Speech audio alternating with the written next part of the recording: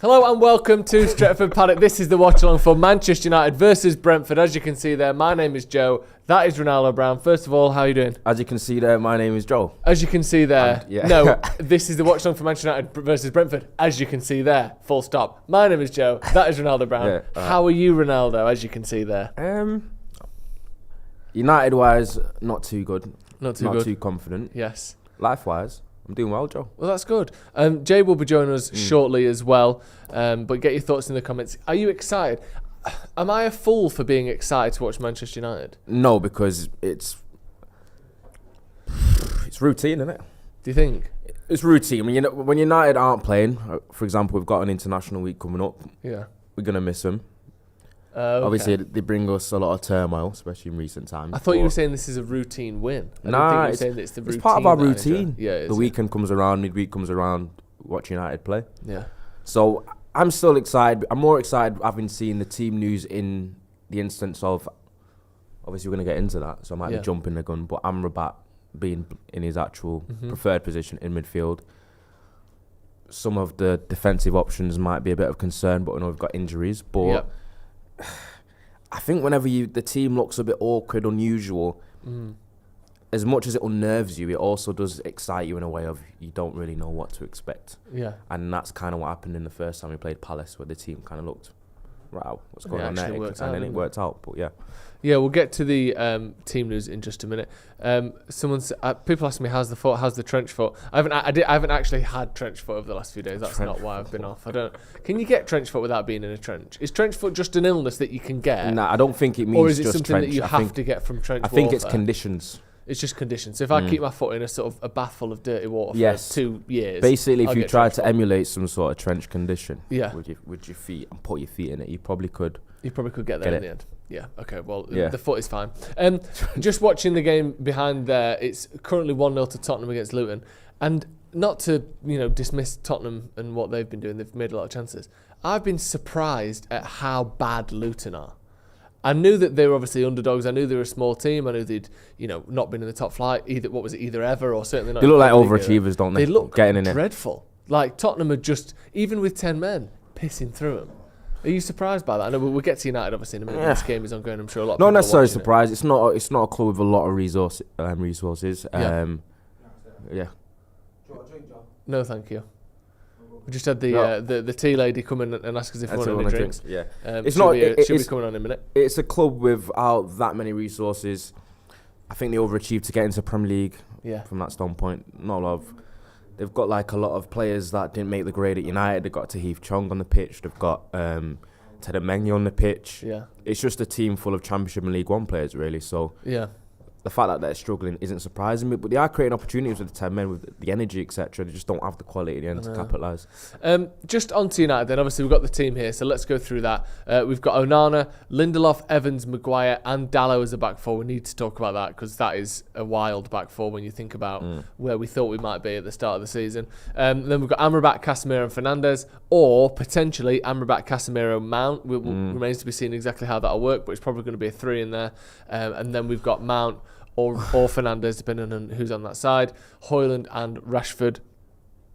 Weirdly, that front six is arguably our first choice front six? I would say so. I would say before Mount even came in, when people had their kind of reservations about Jadon Sancho and their reservation about Anthony and his form, we knew how well Mount played. Yeah. Wide, especially his best seasons came there. Probably more on the left side, but he has got the athleticism and the capability to play there, especially the energy. Yeah. So I thought he would be more utilised than he has been in wide areas. Especially because if he's not playing there, he'd play number 10, and that's where Bruno's kind of made that position his home. So I don't know. I think I prefer Mount wide rather than Anthony at this standpoint. So I'd say our strongest front six would probably be how it looks there. Yeah, I would agree with that. And then if you contrast that to the back four, which you could argue doesn't have a single player in their ideal position or a single first choice player in their first choice position. Yeah. Even if Dalot, maybe you would have him in over Wan-Bissaka, you wouldn't be putting him at left back. Obviously, both of those centre backs are kind of third and fourth, maybe even fourth and fifth choice if Luke Shaw's fit. No centre-backs on the bench either, which is concerning, because obviously if we're having issues there, that's something. And we don't also... we could put Scotland's best centre-half. We could put McTominay there, but also we don't have any full-backs. So if any of that back four gets injured, it's a McTominay, it's a Casemiro, it's an Amrabat going back there. We've got 4 defenders there. Yeah. 2 of them are out of position, and 2 of them are out of form and over 35. There's a bit of an imbalance in that. What do you make of that back four? Obviously, we kind of worked out why we thought United have gone through. Obviously, injuries, and probably the only way that we could shoehorn Amrabat into the midfield area. Yeah. Having not put him on it because he struggled recently in that left back role, especially defensively. But I think it's a little bit more physicality, I guess. You got 3 centre-halves in the back 4 against a physical Brentford side. So that makes sense. But I don't know. I think a centre-half partnership, no matter how physical they are, of Maguire and Evans concerns me. Yeah. It is slightly stress-inducing, isn't it? Yeah. I don't know. Obviously, no Varane on the bench, so I don't think it's a tactical thing, is it? Yes, we're getting physicality out of it, but you would assume if Varane's fit, he's either starting or certainly on the bench. Does that concern you? Maybe we'll hear from Ten Hag before the game. Yeah, I think Varane's injury issues... Interview. He has become very injury prone. He's in the last stage of his career. He's always been a very physical, explosive centre-half, so I think that might have not helped him in terms of his muscles. And I think that's why United have been heavily touted to be in the centre-back market next season, because Martinez has got his injury issues now. Obviously, Maguire, the jury's out on him. You've got Varane, who's at the latter end of his career and has injury issues. We need a dependable, staple piece back there. And we can't rely on someone that isn't available, because as I always said, best ability is availability, isn't it? It's annoying that Martinez is now under the bracket of injury issues, because he was never an injury-prone player as far as I could see before he joined United. Isn't really injury-prone in terms of...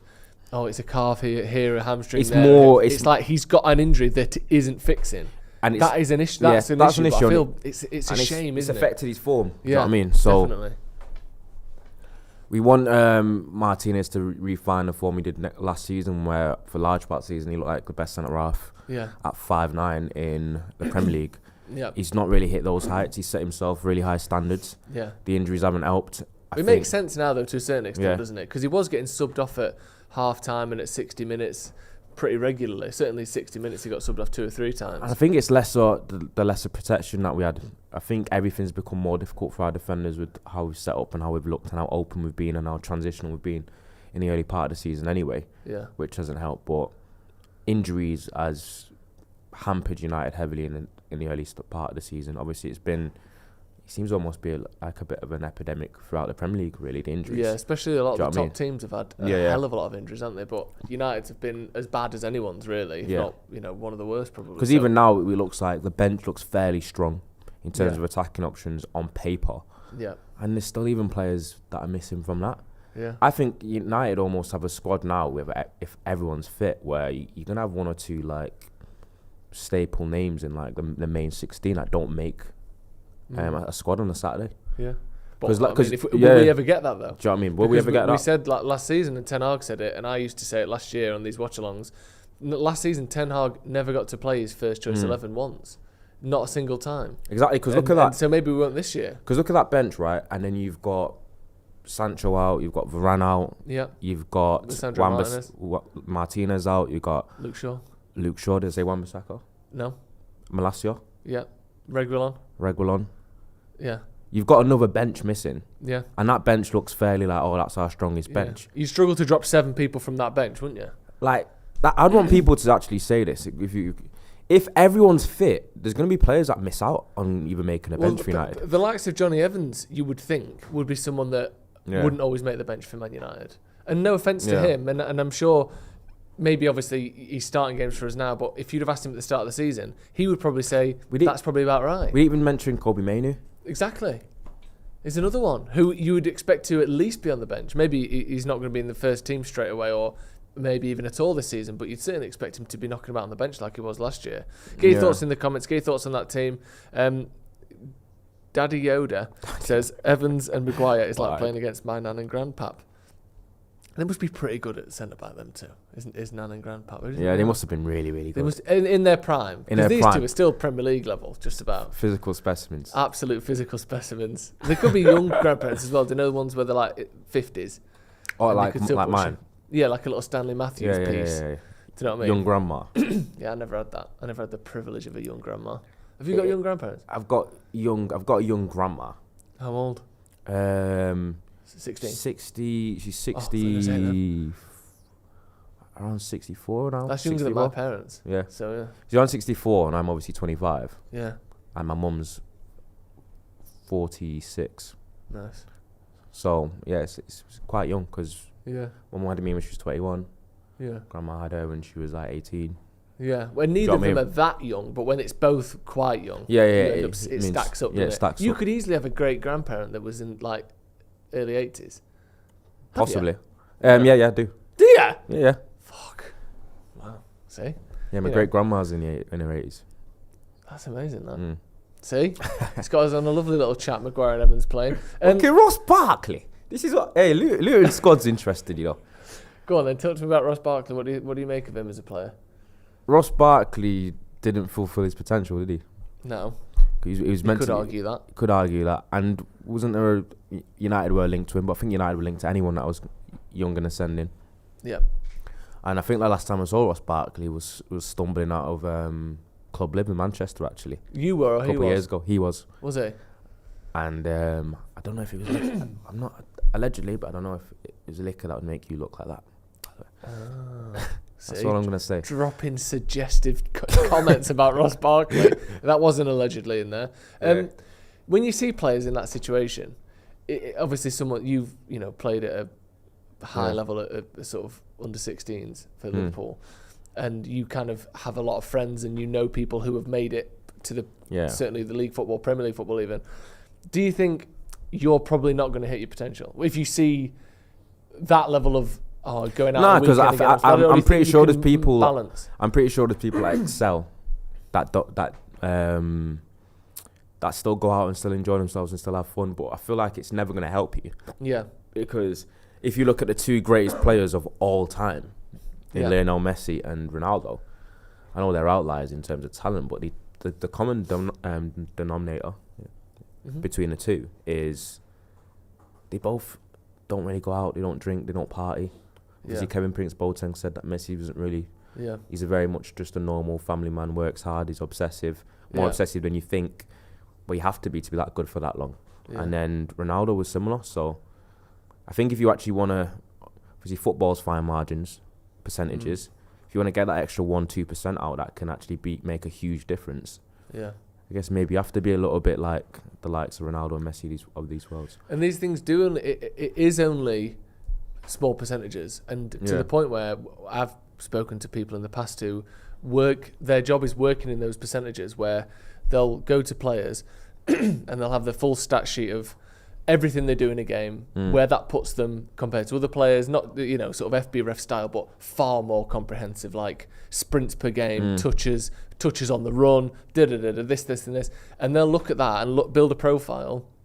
And they'll use that to pitch contracts for players, and they go, "Well, look at what he does. He's in the top X whatever for Agents. this. If you can now improve how many balls you put in the box. If you do one more per game, if you get one more tackle per game, we can compare you to this player. Yeah. And instead of 100 grand, we can get you 160 grand." And players are doing that, and people I'm pretty sure agents and negotiators have a stat sheet. It wasn't an agent; it was someone whose job was to look at just that and then present that to agents and players. So it was part of the same process. Because obviously my mate Demiko, he plays for Istanbulspor in the Turkish Super League. Yeah, and he said even when he goes into negotiations, like there is someone that formulates like his stats, but all your best stats, etc., and that does go into the whole negotiation process for contracts. Saying, but also this is how he compares to this person, etc. It's a good idea. I sprint more, goals, assists, chances created, blocks, everything. But if you're someone that is less distracted off the pitch and is less prone to doing things that don't help fitness and don't help tiredness and all this sort of thing. You can probably add, if we add these 3 things to your game that are pretty simple, it's just carrying the ball over the halfway line, or it's just getting the ball in the box, or whatever it is, you will be a better player, you will play more games, and you will earn more money. You're probably more capable of doing you could even get an extra 1 or 2 elite seasons out of yourself. That's what I'm saying. And that could actually make a huge financial difference. Yeah. Obviously, football's a short career for a lot of people. So yeah. What do you get? 10, 12 years? Yes. At the top, if you're lucky? And money, obviously, Premier League money might stretch, but a lot of it doesn't stretch that far, depending on if you live by your means as well. Yeah, exactly. So anyway, let's just go through this team again then. Should we get Jay Motti in the chair? Primed and ready to. I've never seen someone so primed. He's like KSI over here. Yeah, I'll get on the mic. He'll get on the mic in just a second. You set it up, didn't you? No, I didn't. That was the biggest setup ever. Right, we'll go through this team again while you two have a little switch. We've got Onana, Lindelof, Evans, Maguire, Dalot, Amrabat, Casemiro, Fernandes, Rashford, Mount, and Hoyland as our starting 11. Jay Motti joins us, ladies and gentlemen. Woo! Thank you, How you doing, thank Jay? you. Yeah, come on, producers. Yeah, no, it's alright. Do you know what I mean? Oh dear, Alexi's got his hands in his pockets over there. How are you? Yeah, I'm good. I've been to the cinema this morning. That's why I'm late. Apologies. Thanks for running here. What an excuse. I know, but I squared it with the gaffer here. Joe said it was okay because I took my kids to mini mornings at the cinema at View. Other cinemas are available. £2.49 a ticket. So I went to see the Spider-Man Spider-Verse thing. It's meant to be really good, isn't it? Oh, it's amazing. Yeah. Like animation's gone off the charts. It's something else now. Well, what was it? The last thing you saw that new was Fantasia, wasn't it? No, it was that Steamboat Willie thing, Mickey Mouse's debut. The first Mickey Mouse cartoon, the black and white one. Yeah, I remember him. It's actually like a flick book, them flip books you do at school. I got like some post-it notes you draw. Just a big old man sat in the projector room flicking it through himself. It was like that one. So I took them to see that. It was a mint film because my missus was starting uni, so well done to her today. She had her induction, so I took the kids out this morning. Congrats. You and Ronnie covered for me. Yeah. I've come in. You've got a spider on you there. However, Spider-Verse might be radioactive, might get bitten in it, might become Miles Morales. Do you think, right, so there's genuinely a spider here, look, if you can see it. Do you think that you've just got that on you from the cinema from watching Spider-Man? Potentially. Which is the most meaningless answer I could give you. That's mad, isn't it? Yeah, that is. Do you think they released him into the cinema? I don't know. Do you know what? I stayed awake though for this one. You usually want to take the kids to the cinema, I sleep through it, but I actually stayed awake. That looked like you were eating that then. Have you ate that? That's not the worst thing you've had in your mouth, was it, today? No, not today. I've had some. I've had one of these. How are you anyway? Because you're feeling like you was feeling. We've narrowed it down to we think. Actually, I haven't had one of these yet because apparently they clog you up and you should get it all out. We've narrowed it down to I think salmonella poisoning. Oh, is it? Yeah, I think so. What is it? Eggs? No, well, salmonella can be loads of different things. Should we tell you the little story? What happened? Mate, this is an open forum. This is what we're here for. So let me know in the comments if A, you think this is what's done it, and B, if you've got any diagnosis, like any cure. I always take medical advice off people in the YouTube comments. Yeah, that's what I do. Someone who's called like, Dr. I like Dre. dog's lipstick, 96. So the other day, Ethan went to the supermarket. Ethan James. Morrison's. I'll name and shame because it is them. There's no denying it. And bought a meal deal, I think. And part of the meal deal, he bought some Mattison's fridge raiders. Right. Okay. They're sort of like chicken nuggets in a bag. Yeah. Right? I've seen them. Yeah. But they're cold and they're a bit shit. Yeah, I'm not a big fan. I ain't gonna lie. And we're all sat around in there having lunch, having a chat, and he got one out and it like snapped in half or something, and it was like, oh, it looks a bit gross, that, doesn't it? And I was like, I'm not eating that. I was like, why? It's just it's just Yeah. Visually, it don't look great, but it tastes the same sort of thing. So being the sort of curmudgeonly, what are kids like these days, dad that I am. Yeah, you do have a little bit of that around. Right, give them here. I'll have one. I'll show you. Look, these are all alright. These. Oh, mate. So I took it out of the packet, chucked one in my mouth, and immediately thought, there's 3 things here that these shouldn't be. That it is. Yeah. It's wet. Yeah. It's mushy, and it's sour. Mate. And I thought, that's not. They shouldn't be like that. No. So I'm chewing it, trying to put a brave face on, like, I've just told Ethan these fine. Thought, give me the pack of them. What's the date on them? Because something's not right here. I ate this on this. I didn't swallow it, so imagine how bad it could have been if I did. On the 2nd of October, right? Yeah. Looked on the back. The date was the 3rd of July. Sure. Not even joking. Bro, 3 months out of date. Bought from Morrison's 20 minutes before. Did you not go back and complain? He did. What happened, Ethan? Did you get any money back or anything? Not money back, because that's like £2. What? I'm currently talking to them on Twitter. He's currently talking to him on Twitter. He messaged him at the time. Have you still got a packet? I took a We took a photo of the packet. I've got a photo of the packet. It's genuinely, because I thought it can't be that bad. It was the 3rd of July, literally 3 months out of date. Morrison's so I spat it out and I rinsed my mouth out with water. But then I thought... Rinse your mouth out. But then I thought, realistically, how many thousands or millions of bacteria will have been put in my mouth from chewing that? Because I chewed it for probably 10 seconds and I was holding it in my mouth like, we'll just check this. So rinsing it with water is not going to have killed, it'll have washed a lot away. That's too much of a coincidence, right? You are never ill. No, right? I'm never when you are ill, you'll come in. Yeah. Like I have, in the 4 years or 3 years we've been doing this, including about a year as Devils when you used to come on that as well, I have never ever had a text message off you saying, bro, I don't think I can come in today. And that is the first time the other day was where you did that. Yeah. And like, that is unheard of. I know. Because you're just one of those guys, like, you're a bit like me. It's like, let's if go it's in, let's go in or something. something. Or if you've got like COVID or whatever, obviously you're not going to come in. But like, that is rare for you. So that is too much of a coincidence for me. Yeah. That you have eaten out of date chicken and got ill. And then it was the next evening. So I was thinking, that might be a bit too long. And then I was looking up different types of food poisoning. And Salmonella says it can take anywhere between 6 hours and 6 days to kick in. Mate, and you can get it obviously from chicken. But yeah, that's bad though, isn't it? I think we should sue him. I'm not. Does suing come under grassing? Because I'm not a grass, but I will sue someone. Snitches get stitches, but is this snitching? I don't think it's snitching when it's against a big corporation like Mattison's. Yeah, it's like shoplifting, and it's a victimless crime. Yeah, exactly. Do you know what I mean? But I'm not. See, I'm not. I'm sort of anti. Capitalist. No, what's the word? What's the word when you get money for something that happens? Anti-chafing boxers. What's the word when someone gives you money for something bad that's happened to you? Compensation. Yeah. I'm a little bit anti-compensation. Really? A bit. Bro, you're off your head. Because I just think it's a bit they like... They were dishing out compo back in the day. I know, but then that's everyone why was banging into each other. That's why everyone's insurance You know what I mean? If you're not had whiplash, you're not a friend of mine. Yeah. Multiple whiplashes. Yeah. 2 or 3 of those neck braces stacked up. Have you had a whiplash claim yet? No, right, we'll get on this one. We've got one going for you. They've clamped down now, though. The game's gone. You can't do it anymore. I hope you're feeling better anyway. Yeah. If you do feel a little bit poorly sick, we've got the super sub.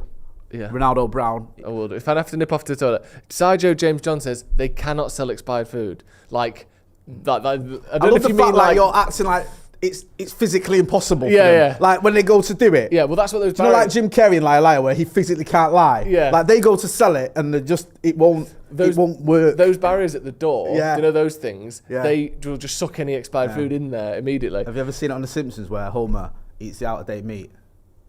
No. He's eating the meat, right? And as he's eating it, he's choking. He's going, not much time. Must finish quickly.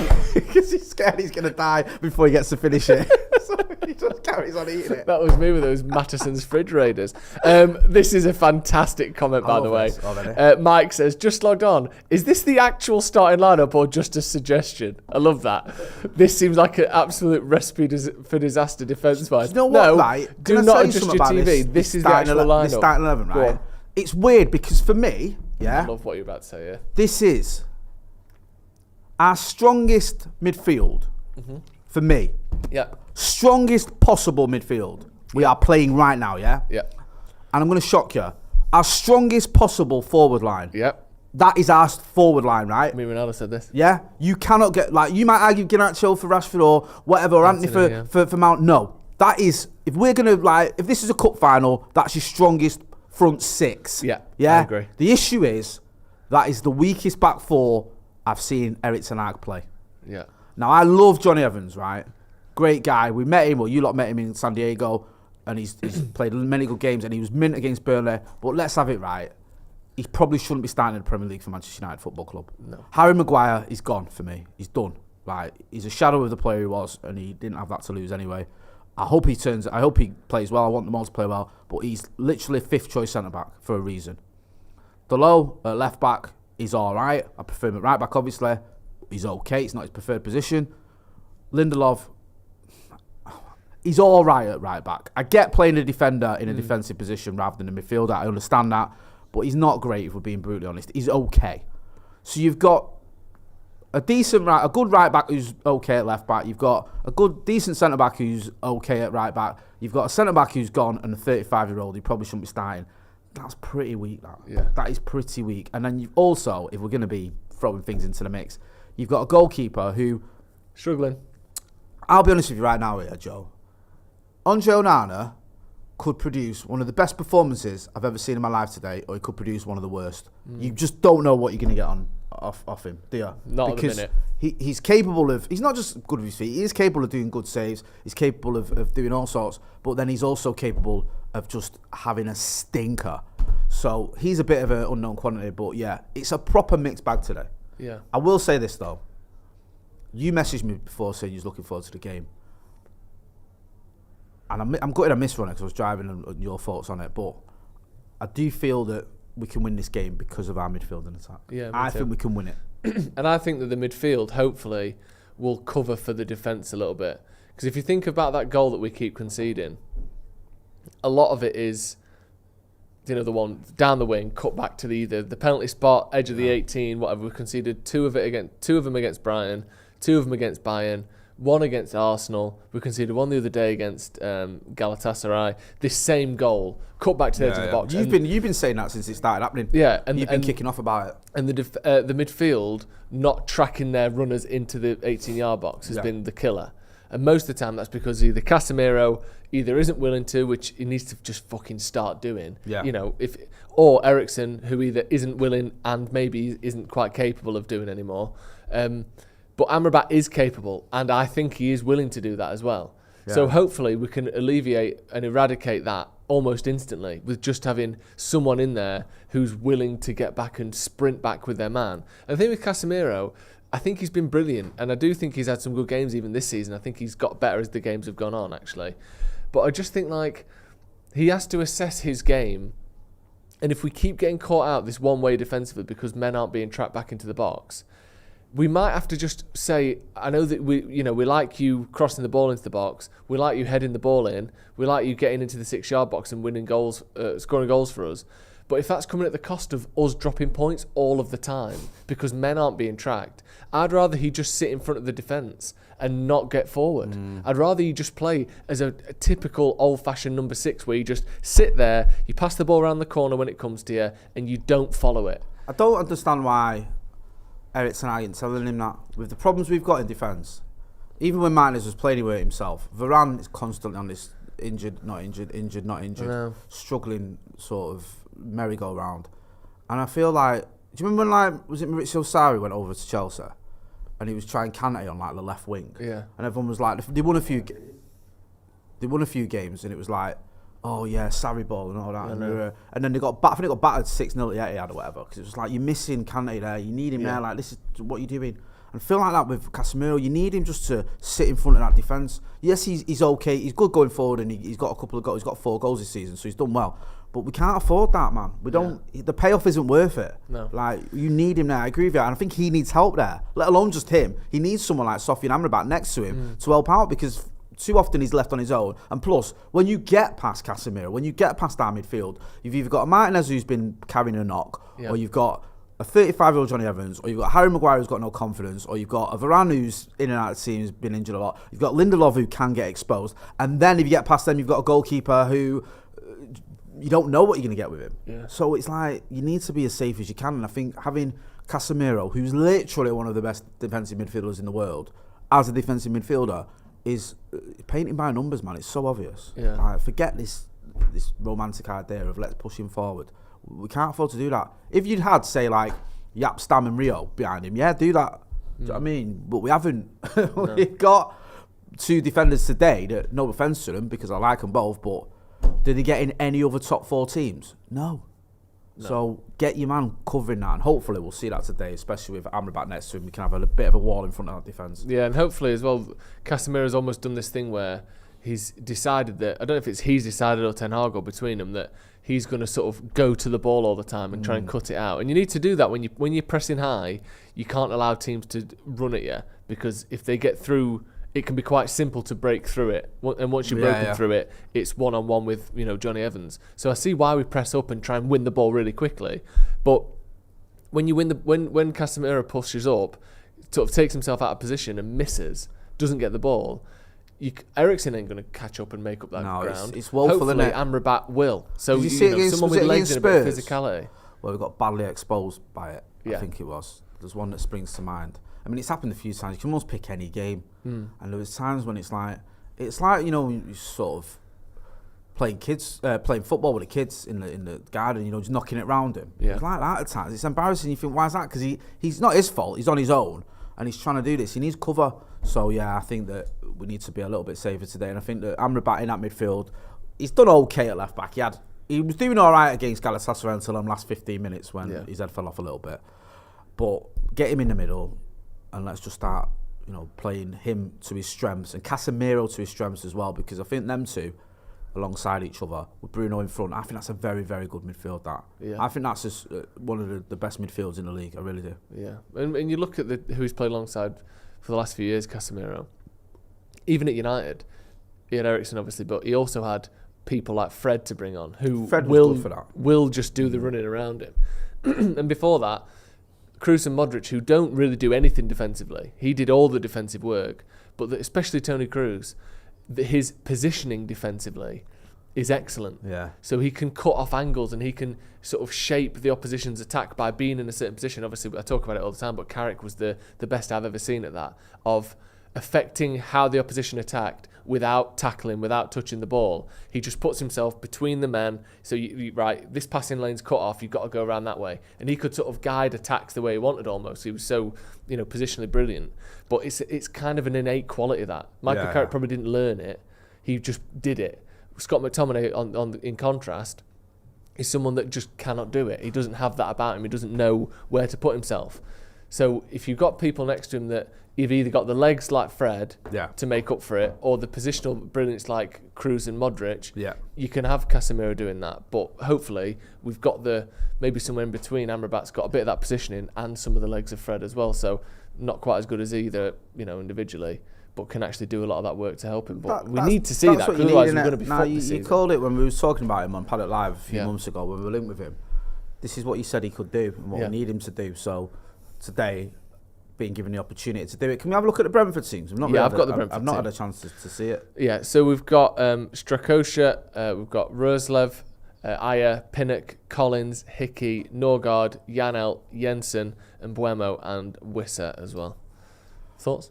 We know that some of these players, it's easy to be dismissive of them, but they're good players, aren't they? Like when you watch Brentford, because I think everyone used to get caught up in the whole Ivan Toney thing, like he's the only good player they've got. It was a little bit like that when Eriksen was there. It's like, it's just all Christian Eriksen, or it's all Ivan Toney. And it's not.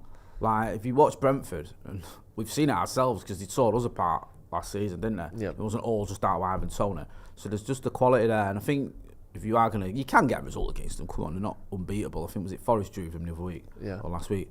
Like, you can beat them. They're a beatable team, but they're a good team. So you've got to turn up. I think they're in the bottom half of the table, aren't they? Yeah, 14th at the minute. Yeah, so they're probably struggling a little bit compared to what they were doing last season, but they're not anyone's whipping boys by any stretch of the imagination. So I'd fancy us against Brentford, but it's a similar situation as it was against Galatasaray, as it was against Brighton, as it was against Crystal Palace. If you don't turn up against this team, you're going to get done. Like, they're good enough to do you if you don't turn up. Yeah. Because sometimes, we didn't really turn up against Wolves, we got away with it. Kind of turned up a little bit against Forest, but they went down to 10 men, we got away with it because we scored some goals. Yeah.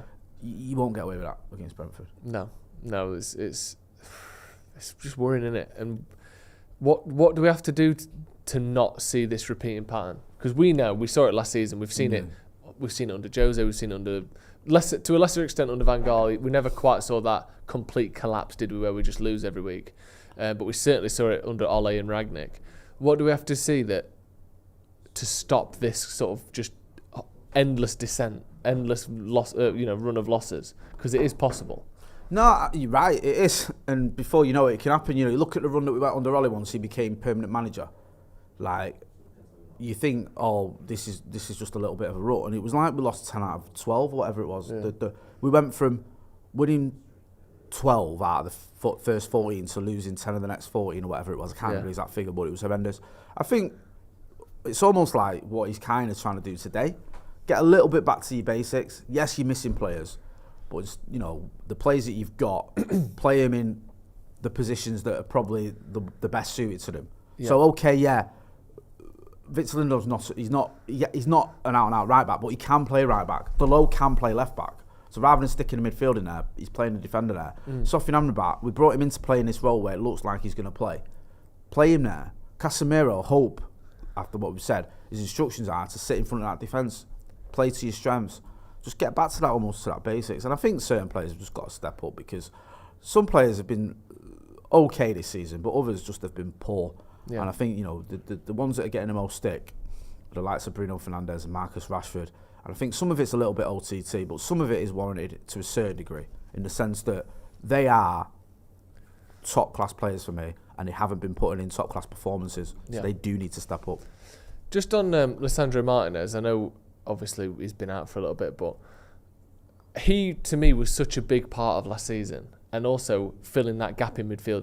He pushed into the midfield so well to win balls back and stop counter attacks, and then obviously on the ball he was fantastic for us.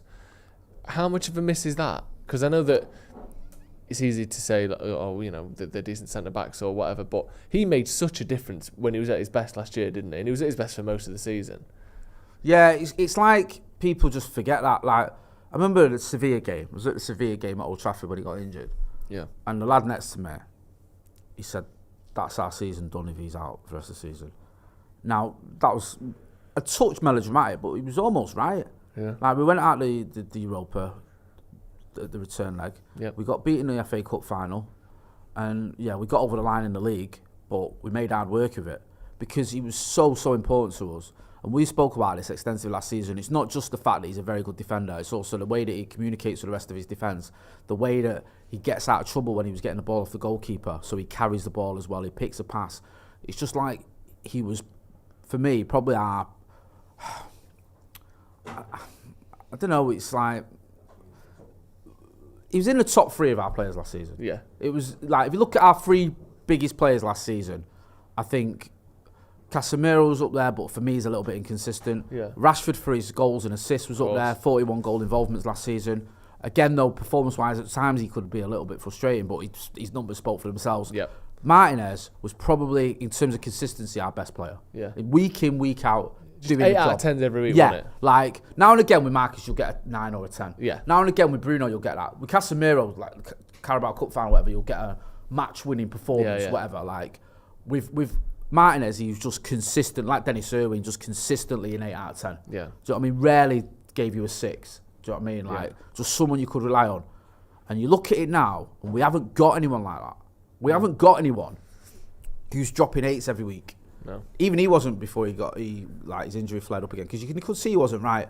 So we miss that. Yeah. We do. And listen, I know you've probably already spoke about it, and Onana's been getting pelters, and he obviously had a stinker against Galatasaray.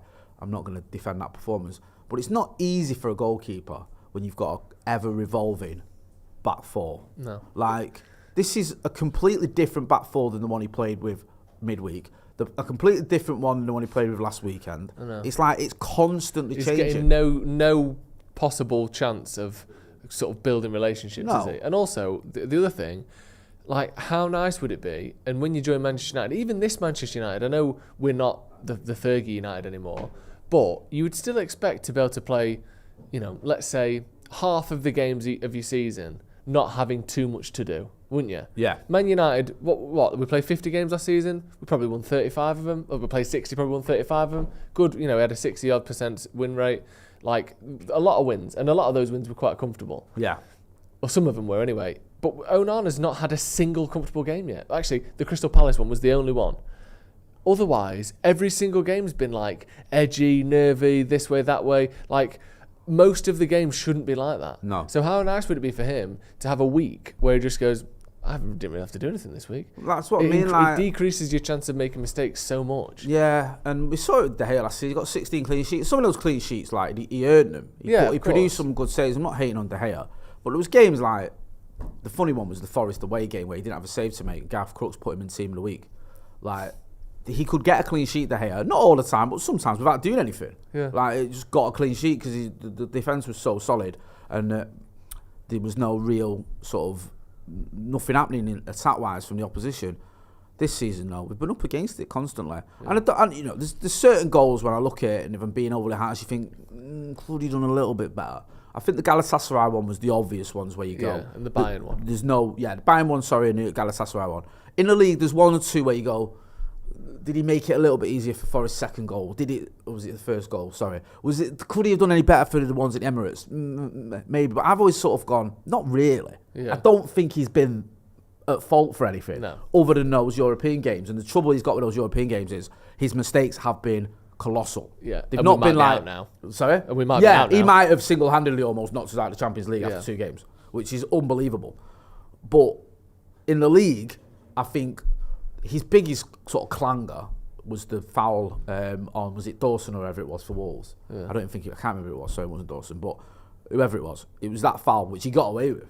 Yeah, you know what I mean, so in the league he's been okay. In the Champions League he's been horrendous, and I think he just needs to sort of just get back to what he was doing at Inter, man. You know what I mean? I know it's easy to say don't let him know your confidence, but remember, you got brought in for a reason. The manager knows you. He spent a lot of money on you for a reason. I'm hoping Erik tonight sort of had a word with him this week and just said, look, I'm sure he has said, look, brought you here to do a job for us. I believe in what you can do. Just go out there and do what you got to do. Do you know what I mean? And hopefully we can make life a little bit easier for him today by not getting overrun. A comment from Christopher Dunn. He said, some players make a single mistake and get slaughtered. Onana has made a lot of mistakes and it's all good. I don't think anyone would describe what Onana's done so far as all good. He's had so much criticism, hasn't he, Onana? He's not. No one's going, it's all good, make loads of mistakes and it's fine. I don't see anyone saying that. We've criticised him then. He's obviously made mistakes. He's lost us games. Who's saying that it's all good with Onana? I don't see anyone saying that. Read the last bit of that, sorry. Some players make a single mistake and get slaughtered. I'd like to know who that is as well, obviously. Onana makes a lot of mistakes and it's all good.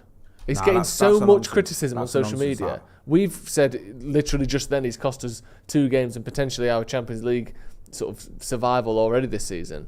I don't think anyone's saying it's all good with Onana, are they? Nah, they're not. He's getting hammered. He is. He's getting absolutely... He's literally the butt of the joke on social media. Annihilated. Like, by non-United fans, by United fans, by pundits, by people in the press. Like, he was getting hammered before the Bayern Munich game. He hadn't even done anything wrong. So... I don't know, Chris, maybe you're following different people than me, or maybe you're just not speaking to anyone. But if you do a Onana search on any form of social media or on any articles, you'll see the kid's been getting absolutely battered. There's a lot of people talking about him, and most of it is bad. Nearly all of it's bad. Yeah. Like, I've yet to see anyone who's really gone full on sticking up for him. Like, even the ones that are sticking up for him are saying he's been terrible, but rather than... sort of fully sticking up for him. So, I don't know, man. I think, listen, it's obvious he's struggling. We've just got to try and help him out, and he's got to try and help himself out. Just remember the fact that, you know, he's a £60 million goalkeeper for a reason. And also, when we bought him, it wasn't like the most outrageous decision we've ever made. No. People weren't going, by and large, oh my God, what is this? Why have we bought this guy when he arrived? It was like, all right, he's just got to a Champions League final. He was one of the best performers in the Champions League last season in terms of stats and what he was doing as a goalkeeper. Like his record was fantastic. It makes sense, you know. Erik ten Hag knows him, which is a bit of a thing for Erik ten Hag. If he likes to have players that he knows, and he plays from out the back. That's the type of goalkeeper he is. It's a different type of goalkeeper from David De Gea. So it all made sense, and now like people are now going, oh, actually, should we have bought him? There wasn't too many people saying that when we did buy him. And even Inter and Ajax fans loved him and thought it was great. Yeah. Like, it's not like, you know, sometimes people buy players and go, like Arsenal fans, Chelsea fans talking about Havertz going, I don't know what Arsenal think they're getting here. I saw a lot of Chelsea fans saying that, like, Havertz is a decent player, but he's not better than anyone they've currently got. No. And he's not really the type of player they need, and he's very sort of mistake prone. And he's gone on to do that so far for Arsenal. Yeah. But Onana was like, no, he's a very good goalkeeper. He was brilliant for us last season. He was great. Like, most of what I read from Inter and Ajax fans was very positive about him. So it's not like he's had this, you know, career of being a clanger prone. No. I just think he's having a rough start, and I think he's probably been a bit shocked by the pressure that he's under. He's probably been a bit shocked by the pressure that he's under, not just from the press and from the media and from social media, which will be unlike anything he's ever played under, but also the actual just pressure in games that he's under. Like I was saying before, he won't have expected for the opposition to be having as many shots and as many big chances as they've had. So I think that there's a lot. He's come in and it's been a shit time to come into Manchester United, and he's not sort of stepped up and out of that. He's kind of fallen with it, which is unfortunate. But I've got, you know, more than enough confidence to think that based on his career so far, this isn't what he'll be like for the rest of the sort of 6 years his contract lasts. I think he'll be a very good goalkeeper once he gets settled in. Once United start winning games, he will help us win more games. It's difficult, man, because Gary Neville nailed it, and I don't often say that recently with Gary Neville, what he comes out with, but he nailed it with the whole being a United goalkeeper is probably one of the most pressurised jobs in world football, or the most pressurised job in world football. Because look at the amount of goalkeepers United have been through over the years. Like, we all talk about the Schmeichels and the Van der Sars, but look at how many goalkeepers we've had around those two, in between those two, after those two, before those two. You know, Fergie brought in Jim Leighton as his big sort of, that's my goalkeeper, and he dropped him for the FA Cup semi-final replay for a loanee because he had a stinker. Les Sealy came in. Then you had, after Schmeichel, you had Bosnich, you had Bartes, you had Tahibe, you had Van der Gaal for a little bit, you had all these different goalkeepers. Was it Ricardo, the other one? There was so many goalkeepers we went through. Tim Howard, Roy Carroll. None of them really stuck. Do you know what I mean? It was so difficult. Then even like Ben Foster. That was it after Van. Yeah, because I was gonna exactly the point I was gonna make. He's like Van der Sar. You think, right, the obvious one now. Ben Foster come through. I think we bought him from wherever we got him from. Like, touted as England's next number one. He struggled, and then it's not worked out of him. And then eventually gets to De Gea. He struggled at the start. I remember when Anders Lindegaard and him were swapping around because he was struggling. And Fergie came out and even said it's one of the rare times where Fergie actually criticised the player. I know he could have a dig now and again, but to actually openly say he's not playing well was when with David De Gea, where he said, you know what, he's having a bit of a time of it. So Lindegaard's getting the nod. So it's happened time and time again. It's nothing new. I just think like now is completely different because back then it was like United were all conquering. We had all these great defenders. We had other options as well. Onana's coming in here in a team that is struggling. The whole team's struggling. Yeah. And we've brought in this kid by Day. I don't know a lot about him, but it's obvious that he's going to be the number one goalkeeper. And I think that Ten Hag's just got to use his man management skills to sort of get this kid feeling confident again. Because in terms of talent and ability, he's got it. Yeah. He just needs to find that confidence and consistency. Yeah, absolutely. And that's the thing, innit? When you're a striker and you ain't got any confidence, you score 1 goal in 8 games, and you might get a bit of stick, and you go, oh, where's he going to find this confidence? And he just needs to get 1, and then he's finding shooting boots and all that. If you're a goalkeeper and you've got no confidence, and you make a few mistakes, or you dilly-dally and you pass the ball to the opposition like he did against Galatasaray, you've lost the game. Yeah. Like a striker there's no stat for how many goals a striker didn't score because he was in the wrong position or because his head wasn't right or whatever. But there is a stat. He let the ball through his hands. He gave the ball away. Yeah. Mistakes leading to goals. Like, it is so blatant if you're a keeper having a bad time. You can't escape. It's like, you ever play 5-a-side, you swap goalkeepers. Yeah. I used to be like, right, if I started off well and did a few saves, I'd be like, I'm staying in. I'd be like Van der Sar. I'd be amazing. If I went in and like conceded a soft goal straight away, I'd be a nightmare. I'd be a nightmare, bro. I'd be like, everything was going in. I'm like, bro, I need to come out and goal. Like, I'm just costing us this game. And like, I know that's obviously a bit of a daft point, but you get the thing. But that's confidence, though, just generally. If you're a goalkeeper and you're in that zone, do you know what I mean? Do you remember like David De Gea back in the day when he was like at Wembley against Spurs or at the Emirates against Arsenal, where he just could not get beaten? It was like, oh my God, what is he doing? And then when he was struggling, you had those games where it was like, what is going on? Everything he does looks shit. Like, how is this happening? How is this the same guy that we saw sort of reinventing goalkeeping in terms of saving with his legs or whatever? So it happens, man. I just hope, I do think it will, but I just hope that Erik Ten Hag can fix this problem, because we can't afford to have our big new goalkeeper being basically useless. And Day coming in who I know nothing about, but I'm not too confident he can be the answer to our problems, if I'm being brutally honest. Yeah. Speaking of the answer to our problems, not to get too carried away, probably maybe not the only player at a good game, because I thought a few players played okay actually against Galatasaray for the most part. But one person who definitely played well was Rasmus Hojlund. Yes. He's worth mentioning, isn't he? And not, people always talk about ramping up the pressure, but if we're honest, if you're good enough, the pressure doesn't matter. And all the top players have had loads of pressure on them, and they're still top players. He was brilliant, wasn't he? And I watched just a compilation of his individual highlights. Not just the goals, but hold up play, bringing other people in, flicks around the corner, runs off the ball. There was one where he ran along the line and sort of curved his run, classic sort of Michael Owen style run in my head. That's what I think of that. Or along the back line and then in. Yeah. Because we haven't really had many strikers like that really for United, have we, over the last few years? Kind of like last man strikers. No. and Mason Mount played the ball in, and the goalie just came out at the exact same time, and he was one stride away from nicking it past the goalie. It would have been an open goal. And then you think of that, where he's like literally a stride off, probably just getting a free goal. He had the goal disallowed, and he scored those two. It was a brilliant performance, really. Yeah. And like, I just thought that's the sort of performance we haven't seen from a striker. Do you know where I think I said this to you a few weeks ago, but it's like, when's the last time a striker won us the game? Yeah. When's the last time our number 9 went out and won us the game? It was, Ronaldo against Tottenham last season. But like, a young striker like a Martial or a Lukaku or what, it's so rare. Yeah, it just doesn't. Maybe it might have even been Lukaku against PSG, and he didn't win us the game. He didn't score the penalty, but he got us 2 goals. Yeah. Like we just don't have it where a striker takes over and goes, "We're winning," and we saw that from Hojlund, and I absolutely love that, and it's so promising, isn't it? No, it is. You're right, and it's a shame because it sort of almost went under the radar a little bit, or it felt a bit deflating. I think sometimes United fans get into this sort of mindset, and I'm guilty of it myself a little bit, when things go wrong or you've had a bad result, it's like everything's rubbish, and even you don't want to be too positive, you don't want to look at the positives, you just it's all rubbish, everything's terrible, and then it's like, no, actually it wasn't, because this kid had an absolute worldie. He was mint.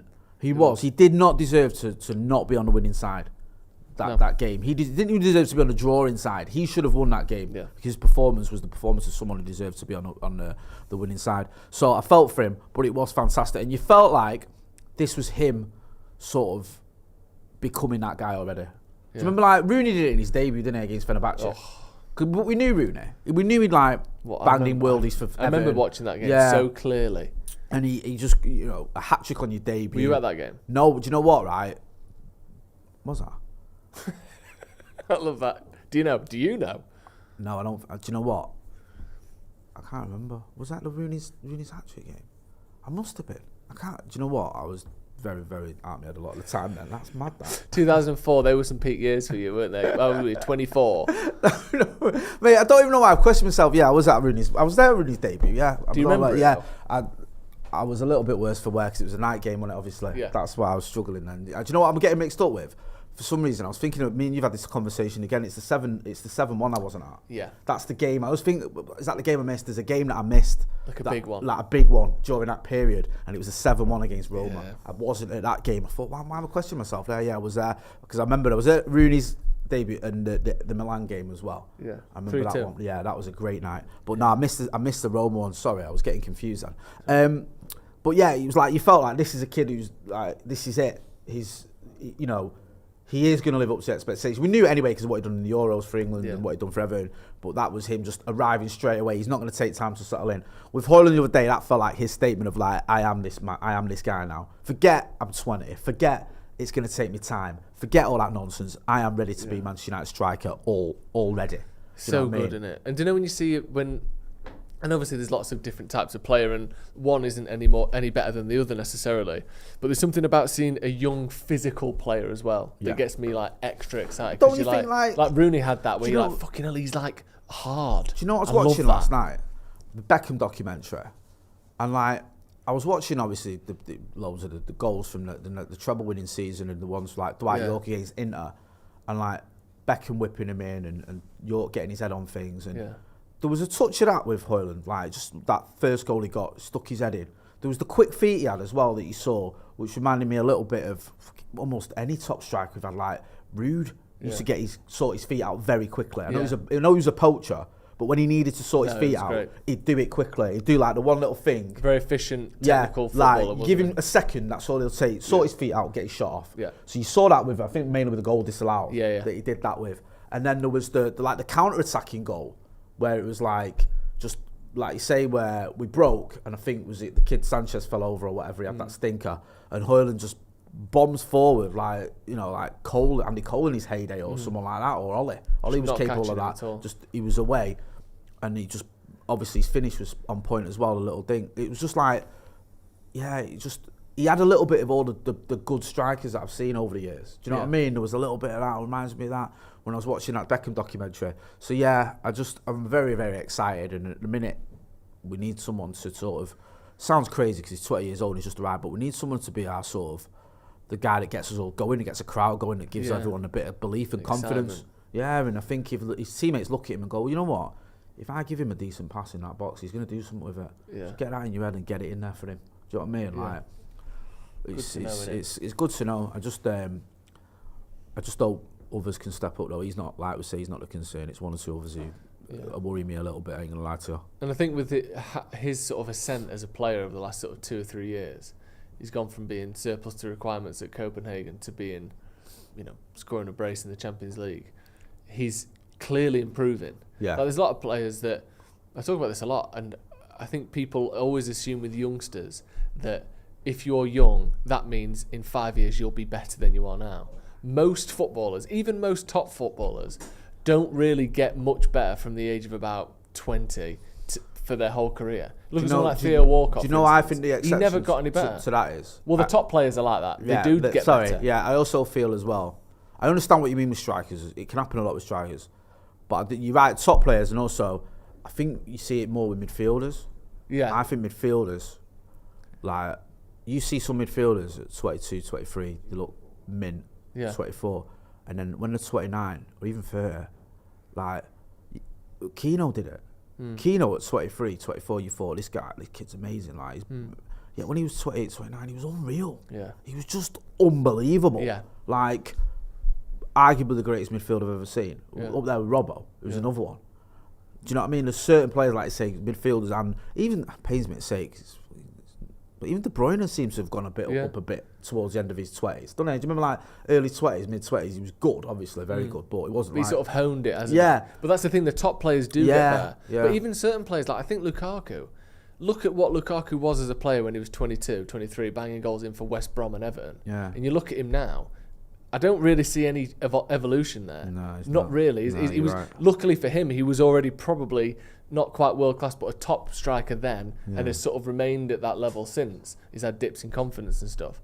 But like the real top players get better, and what I'm seeing from Hojlund, which I like, is in the last 12 to 18 months, he's got a lot better. If he can keep doing that, then who knows? Nailed it. Like Harry Kane is an obvious one, isn't it? A great example. Yeah. Harry Kane at 20 was playing for Millwall, I think, on loan. He went to Leicester on loan. Did okay. I think if you look at his goal scoring record on load moves, there was nothing amazing there. I don't think so anyway, forgive me if I'm misremembering. Goes back to Spurs, and for a couple of seasons he does okay, and then he starts, I think when he was 24, that was his breakthrough season, 23, 24, when he started hitting big numbers. Ian Wright was the same. I think when he was 21, I think he was on the bench at Crystal Palace, and he only just got a contract with him, which is quite late for a player. Jamie Vardy's the obvious one, but I think he's an outlier. I don't think you can look too much into him. But some strikers, it can take him a little while to get going, can't it? Like they just sort of honing, like you say, honing the skills and what have you. You do get some though. Like the obvious one is Michael Owen, who was mint when he was a youngster, and but that's injuries. That's injuries that can do for you. I think if you get injuries when you're young, especially when you rely on your pace, that can obviously knock you for six. But if Hojlund stays injury free, keeps doing what he's doing, he seems to be a pretty grounded lad. Doesn't come across as me as someone who's got an ego or is a bit of a nana.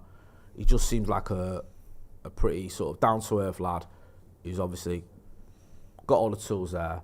And I think now just United have just got to make sure we don't balls this up. Yeah. Give him the assist, give him the service that he needs. Yeah. Use him in the right way, because obviously he wants to play and we need him to play, but we've just got to manage him in the right way. And I think if we do, then this kid could, because we've been here before, so don't get too carried away, but he could be someone who stays at United for the next 10 years. Yeah. Give us your score prediction in the comments. I'm struggling to get the comments on. Can we get them on the screen, Ethan, if you've still got internet? Or because my Wi-Fi currently isn't working. I've got, I know it's not great watching me on my phone.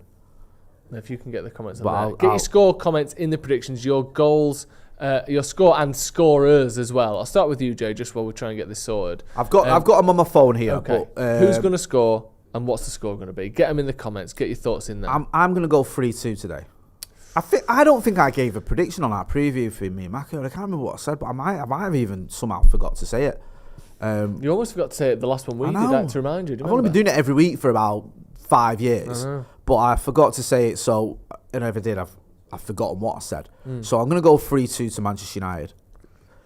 Will Dependent in the comments says 3-2 Hojlund hat-trick. Yes. Kevin DeGrella says 4-1 United. Gary Hawkes 3-1. Cheese and Eater says Hojlund Rashford 2-1. What are you saying? I think 2-0. I'm going for a clean sheet today.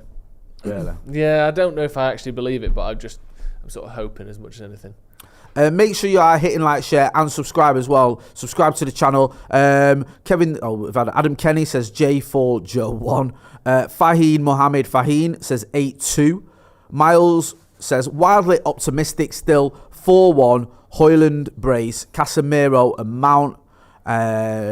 Jimmy says United 3-1, Rashi 2, Mount 1, and Buemo for Brentford. Paul Worsley says 2-0, and let me have a look who else we got. Tesfaye Ayal says United 2, Brentford 1. Emmet Toner says 3-0, Hojlund.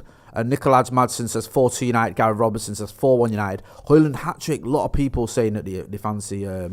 Bloody hell. People are confident in him, aren't they? I like that. Yeah, they I'm going to have are. to turn my laptop off and back on, I think, because we're not getting anywhere here. Yeah. Keep them coming, man. Keep your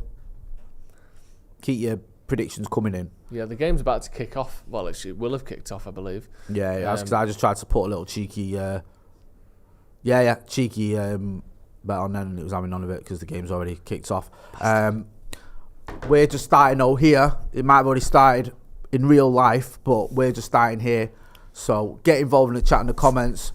Manchester United hosting Brentford. Doesn't get much bigger than this. A mid-table 6-pointer. We've not really spoken about sort of managerial ramifications here, have we? What do you make of this game in terms of sort of Ten Hag? Are you not thinking about that? Are you worried for him? Me and Steve did a video yesterday. Yeah. 5 reasons to back Ten Hag. Yeah. And we were on the same page. We were chatting about it before we did it. Yeah. And I was writing out a few pointers, and I said to Steve, "Have a look at what I've written, and if you want to change anything, give me your." And he was like, "Nah, I agree with all of that."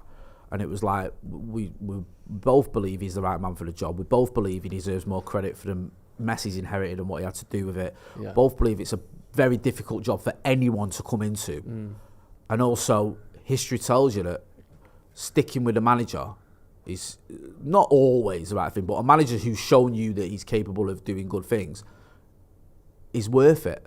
Yeah. Because otherwise, you just end up going through this cycle that we've been in for the last 10 years. Yeah, exactly. Do you know what I mean? Like, we've just constantly been getting rid of managers, bringing in new managers, but then managers buying the players they want, then they're not getting backed, and then it doesn't work out, then the new manager comes in, gets rid of the players that he inherited, then he buys his own players. I mean, when you look at it, like, Louis van Gaal came in, because Moyes only brought in Mata and Fellaini, and they sort of stuck around. Ooh. Hojlund there, putting pressure on the goalkeeper. Done well there, 'cause he's earned us a throw-in. He has. It's good that, and let the keeper know you're there as well. Like, he knows he's in for a rough afternoon. Yeah, like, when you looked at, was it Jose came in after Van Gaal? Straight away, those players he just didn't want. Like, Memphis didn't want. Blind, Schweinsteiger. Yeah. Like, they're not my guys. They can go. And then when Ollie came in after Jose, he didn't really want Lukaku, did he? He didn't really want Sanchez. No. Big money signings, big wages that he just didn't want. And then it's that merry-go-round of a new manager coming in and going, right, let's get rid of these guys. They're not for me, or let's drop them. Yeah. And I think that's the thing as well. Like, if we're thinking as a football club rather than just as sort of, surely offside there, Johnny Evans playing him on. Well done.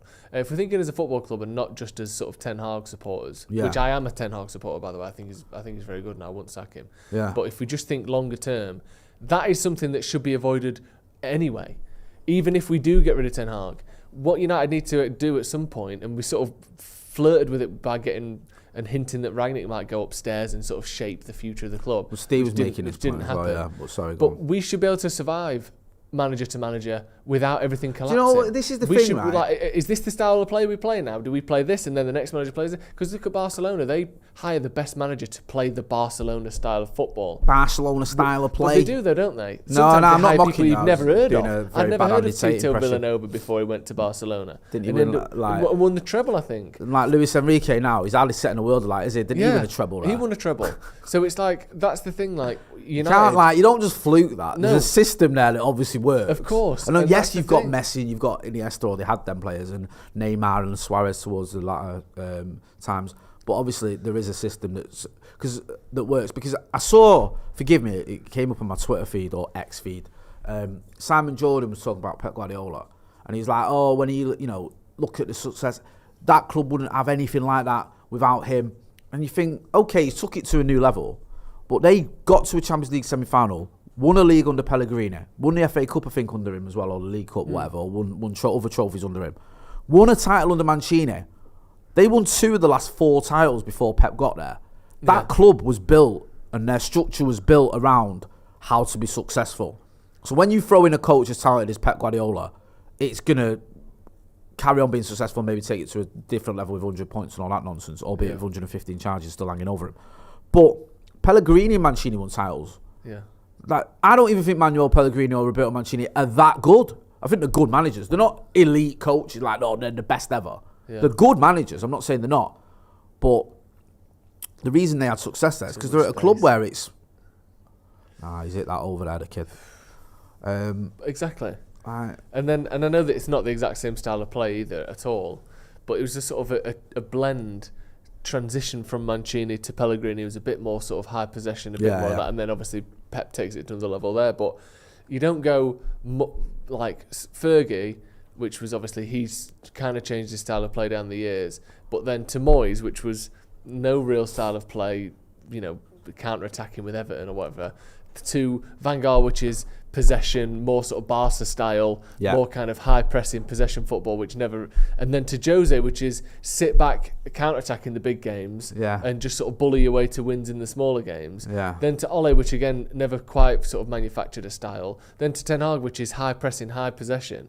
Like, we can't do that. No wonder we've wasted more money than anyone else in the transfer market over the last 10 years, because we've just gone from one style to another every 3 years. No, I agree completely.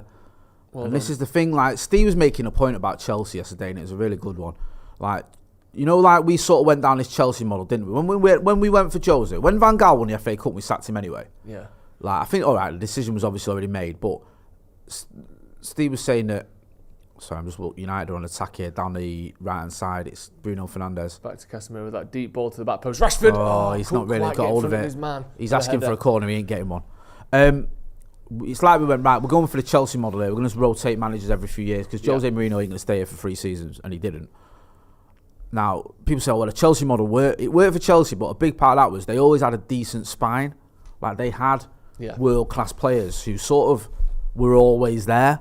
So they had lights of, obviously, Cech and Lampard, and Makalele was there for a little while. Terry, and then maybe like Steve did his best to avoid saying him. It was brilliant. He was the only one who won all of them, though, wasn't he? He won all but 5 Steve named every defender they had apart from him, I think. Bad touch, Amrabat there. Yeah, that was poor. And then Kante, obviously, and when they had Costa and Hazard, they've always had, like, some real class players. Sorry? Drogba. United, post-Fergie, haven't always had that. Yeah. You look at it, you go, Rooney was probably in a decline after 2014. Carrick was on his way out. Yeah. Rio, obviously, Vidic left. Like, there's not been anyone where you go... Great touch, Hojlund there. That's a foul. If that's a booking, that... Clearly stopping a... How's he not giving him a booking there? That has to be a booking. James Garner scored for Everton in the game against Bournemouth. How is that not a yellow card? It's just obvious. That's just bad refereeing. What? Because it's early on, because you don't care. What? How is that not a booking? How are you justifying not giving a booking there? Just made stuff like that. Clearly stopping a counter-attack without making any attempt for the ball. That has to be a yellow card. Nah, man, it's bad. It's bad refereeing. There's no excuses. Just because he's not slid and took him out, he stepped across his path on purpose. Lindelof looks like he's playing left-back, by the way. It looks like Lindelof on the left, Dallo on the right. Which is it does well. Good spot. Oh, none there. He just kicks it back to their goalkeeper. Just get your head up, lad. Don't panic. Yeah? Do what you do. I'd rather do that than give it away. I wonder if he'll go a little bit De Gea for a bit. Thing is, like, with Onana, it's not beyond the realms of possibility it doesn't work out. Like, it happened with Bravo, didn't it, at City? Like, it can happen. It's possible. I just feel like it's far too early to start thinking that now. Do you know what I mean? Like, what is it, 8 games, whatever he's played? 9 games. Come on. Like, you know, at the earliest, really, at Christmas, you can go, okay, how's it been? But even then, look at Bissouma. He was I get you. shocking last season. I get you. Couldn't get a game for him. And then now is I know he got sent off today, but being touted as one of the best defensive midfielders in the league. I know it's different with the keeper. That's my only thing is like I think like any signing, I won't rule him out for at least a season. I hear you. De Gea's first season. I hear you. I do. Yeah. I do. It depends, doesn't it, on the sort of the levels. Well, of course. Do you know what I mean? Like if it's like, if it's just shit every week, yeah, then it's not gonna matter. But certainly not after 9 games. And I think, the next step would be, if he's not quite performing how you want him soon, he's costing you games, is you can always sort of rotate. Yeah. Because the talk of him not going to AFCON, I don't know how true that is. Yeah. Poor ball from Casemiro there that's put us in a load of shit here. It's not the first time he's done that this season. Yeah, straight to their players' head in the centre circle. Smash a like, people. Hit that like button, please. Yeah, let's see if we can get to 1,000 likes. There's a good ball there, sitting off a bit.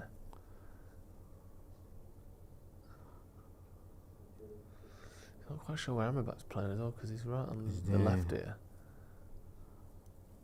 Rashford with a good ball, actually.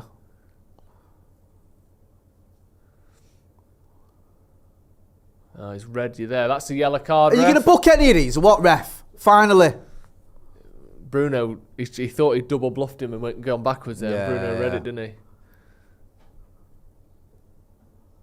Bruno let him go down the line and he thought... Yeah, he took that's a yellow all day long. Clear yellow. Do you know what I mean? It's not even a debate. Got in his head there, Bruno. Yeah. Well, at least we're not losing. Yeah, 10 minutes gone.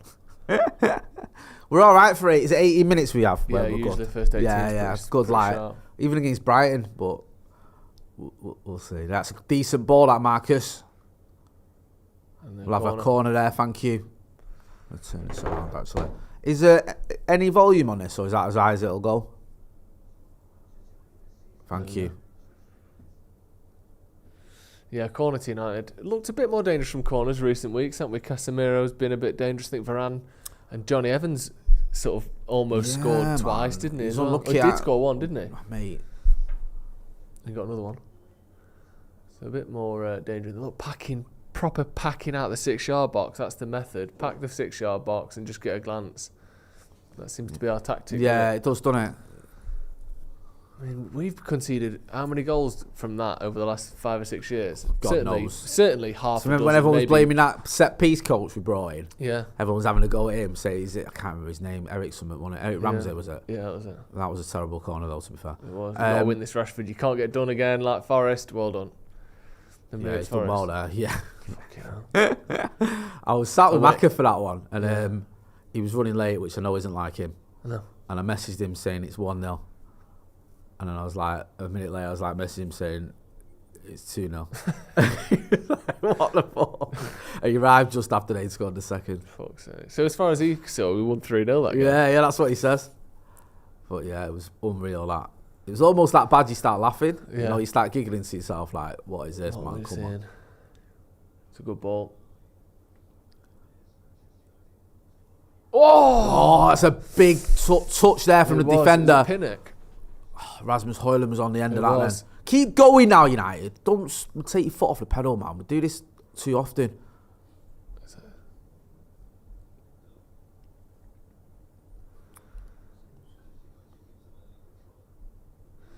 Ball in. No, it didn't quite get hold of it. It's a decent ball out from Diogo Dalot then. Let's have a look at this. Yeah, I think it was Pinnock. I think I might have asked this before, but if you lived in London, yes, who would you support? Do you have a favoured team in any sense? Do you care? I mean, if you had to pick one. It's a really good question. I think the team that I hate the least is probably the way to go. But to be fair though, that's your way of sort of judging everything though, isn't it? Yeah. Even foods, phones, clothes, people. Me and her are together. Yeah. Because I hate her less than anyone else in the world. Yeah. Jobs, like everything. It's what do I hate the least not what I in love. this category? Yeah. It's what do I Love isn't an option. Annoys me the least. Yeah, exactly. Ooh. Is he Hojlund's gone down there. holding his head, but the referee doesn't seem interested. That was weird. It looked like the ball got kicked in, but it went down. Yeah. Like he was in a lot of pain. Yeah, I think it's a bit of a stinger, isn't it? Weird. I'm trying to think who are like I can be doing with. Do you know what I mean? Like, I don't mind Crystal Palace, even though they just beat us. Yeah.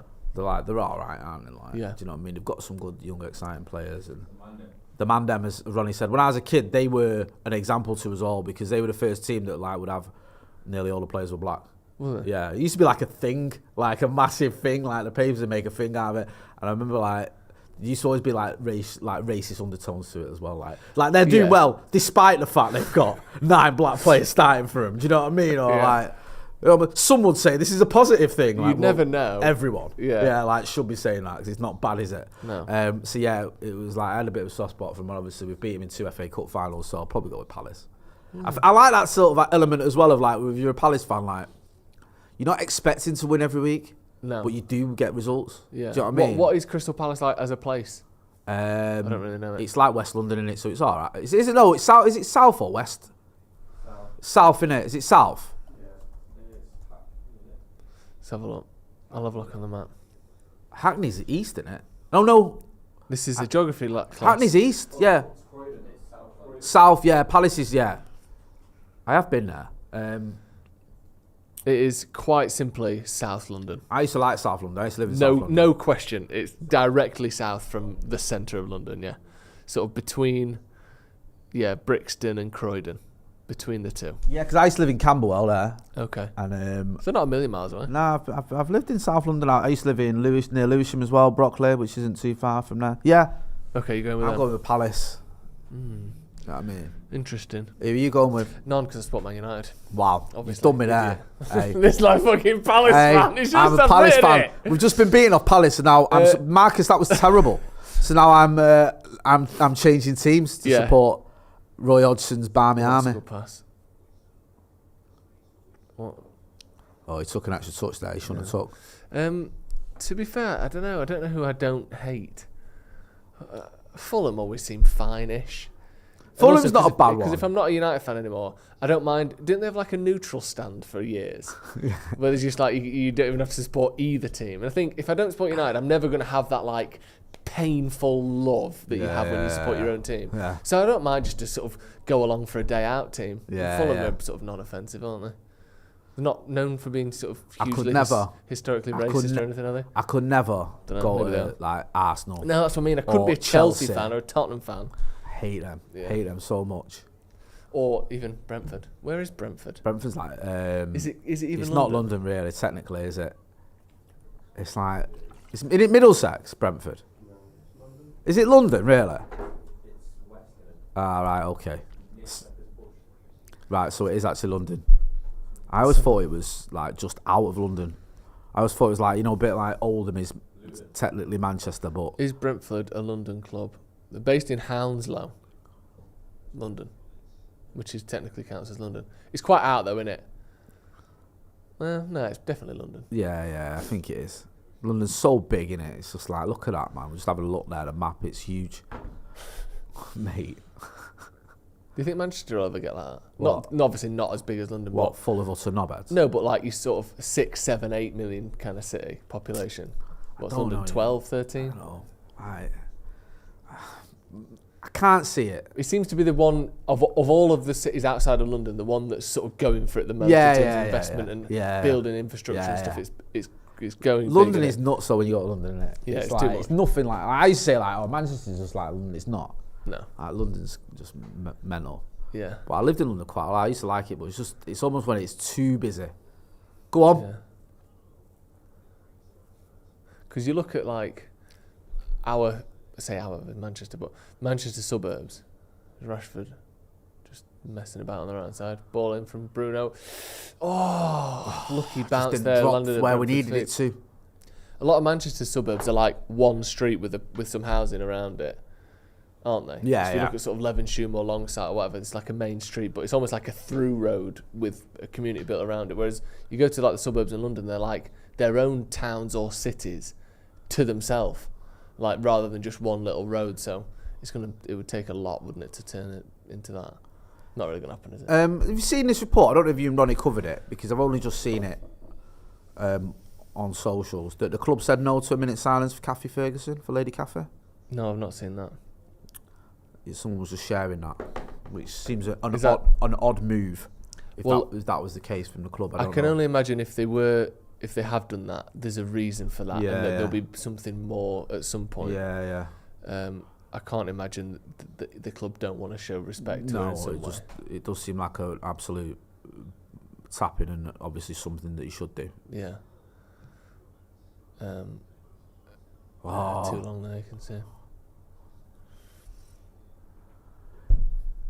Yeah, I don't know. I just see someone just sent me something in one of my group chats, like a tweet saying that United had said no to it, but like you say, that would be spectacularly bad form if they just said no for no good reason. Yeah.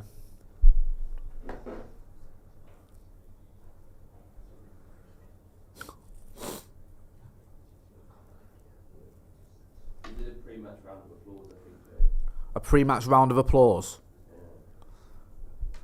Yeah, from what I can see here.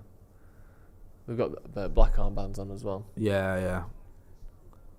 Horrible that though, isn't it? It is, man. It's so sad. Yeah. And I know it's been said a lot, but oh yeah, someone said, yeah, one of my pals who was there said, yeah, there was a minute's applause. So okay, well that's okay then. People looking for outrage where they're in, aren't they? I know.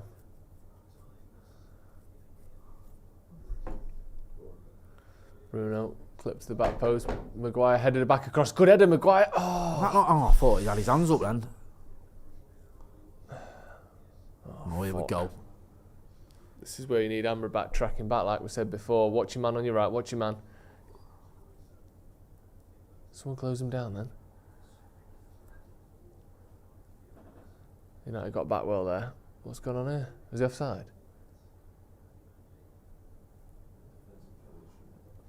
Much better though from United there defensively. Yeah, actually getting back in numbers. Yeah, that's it. Because he was all on his own money, that kid. And Bremo, I know Visa joined him, but it was 2 against 5 at one point. Now he's going nowhere. And Amrabat got back well in a way. You said it as you were saying it. Like Amrabat needs to get back. He came into shot, didn't he? He did. It was good. Rashford came back as well. To be fair to him. What's happened? Is that what he gave a free kick for? There. What's he done there? Have they got a free kick? That looked soft to me. That. How did? It just looked like the kid ran into Mason Mount. It looked like it happened behind the ref's back as well. I don't even know how he saw it. Yeah, I don't know. The angle that he showed there, it did look stupid. Free kick to Brentford, probably 25 yards out. Their left-hand side is their attacking, United's right-hand side.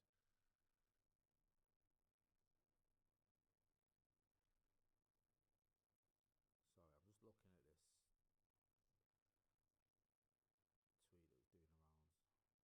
About what? About the no minute silence. I just think people just post things, don't they? They get a load of traction for spouting nonsense. Especially if it's to do with... Go Mason Mount! Oh. Especially if it's to do with criticising United. Yeah, and something emotive as well, like that. Especially a lot of people who...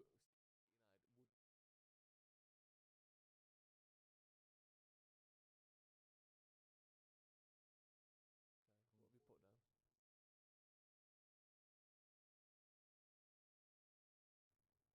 Put down. We'll flick it off at the back and back on. Will someone jump in the chat and just let them know?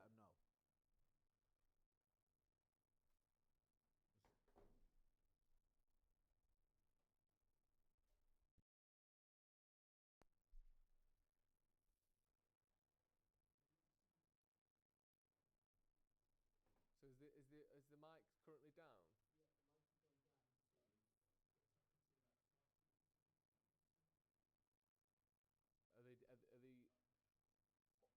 Are they up on the actual mixer then?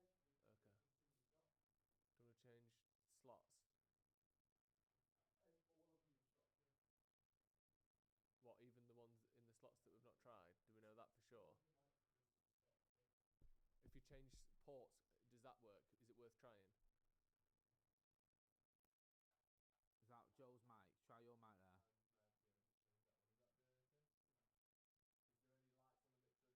Power to it.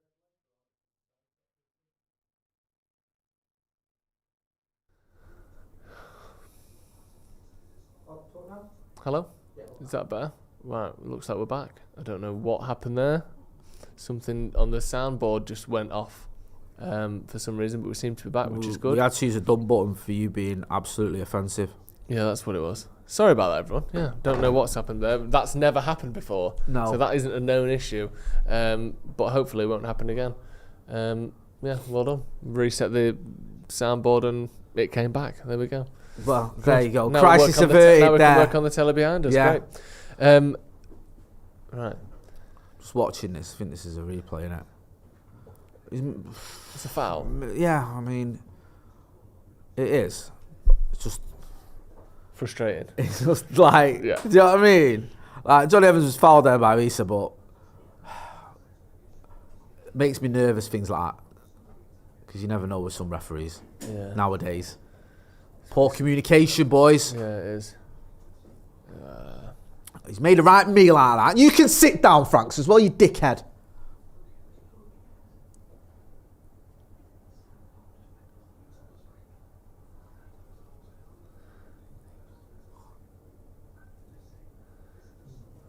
Yeah, it's late though, isn't it? It's late? Yeah. Well, what's he getting involved for? It doesn't need to be any more than just a late tackle. Yeah. Let's not. And he did about 5 roly-polies. What would you have on the back of your shirt if you're a footballer? Would it just be Motti? Motta's head? What would it be? J? Or would you go sort of Brazilian route, just a single word that isn't actually in your name at all? I'd have Justin Wayne Motta's head. Would you? First of his name? Hey, do you know what I mean? If kids are going to be buying my shirt, then they're going to have to be dedicated. Yeah. They don't charge by the letter anymore, apparently. Oh, do they not? In that case, there you go, you see. They just have a name. I think it was deemed to be unfair. What would you have? Smith? Yeah, I think I would just have Smith, yeah. Smith looks good on a shirt, though, I think. It's one of the few places where it does look good. I think Smith looks good. I'm about to down say one as in a the word. face there, then. I think he just got booted in the head as he fell to the floor then. I thought it looked like he might, but then he didn't. He's alright. I like the fact that he fell to the floor and then flicked it with his hand as well while he's falling. Might as well. Oh, Casemiro. Come on, Casemiro! man. And then he's out of position by going in for a slide tackle. Got a free shot in the box here, Brentford. And it's it. Oh, and it's another clanger from Onana. Another clanger that, for me. It's gone under him, hasn't it? I mean, it's a comedy of errors. It's not just Andre Onana. It started with Casemiro. Lindelof didn't cover himself in glory, but that is a simple save for a goalkeeper. What would help Onana is not fucking about in front of him. Yeah. Not having shitloads of opportunities for the opposition every game. He should save that, obviously. But that starts with Casemiro. Casemiro with a terrible ball away. And then flies not in. just that, flying in and now being out of position. Like, obviously it's a shit save. Lindelof there as well. Lindelof man. gives the ball away as well. It slides in front of him, so his vision's shit, and then he obviously just doesn't do very well either. But I mean, come on. We shouldn't be in that position. Just an embarrassing position to find ourselves in. Lindelof there. What is that for a clearance? Slide in front of it, not getting it. Onana, not getting it. Another mistake, obviously. But it's under his hand as well, man. It's under his hand. We're not helping anyone else in the team. Casemiro's not helping Lindelof. Lindelof and Casemiro are hurting Onana there.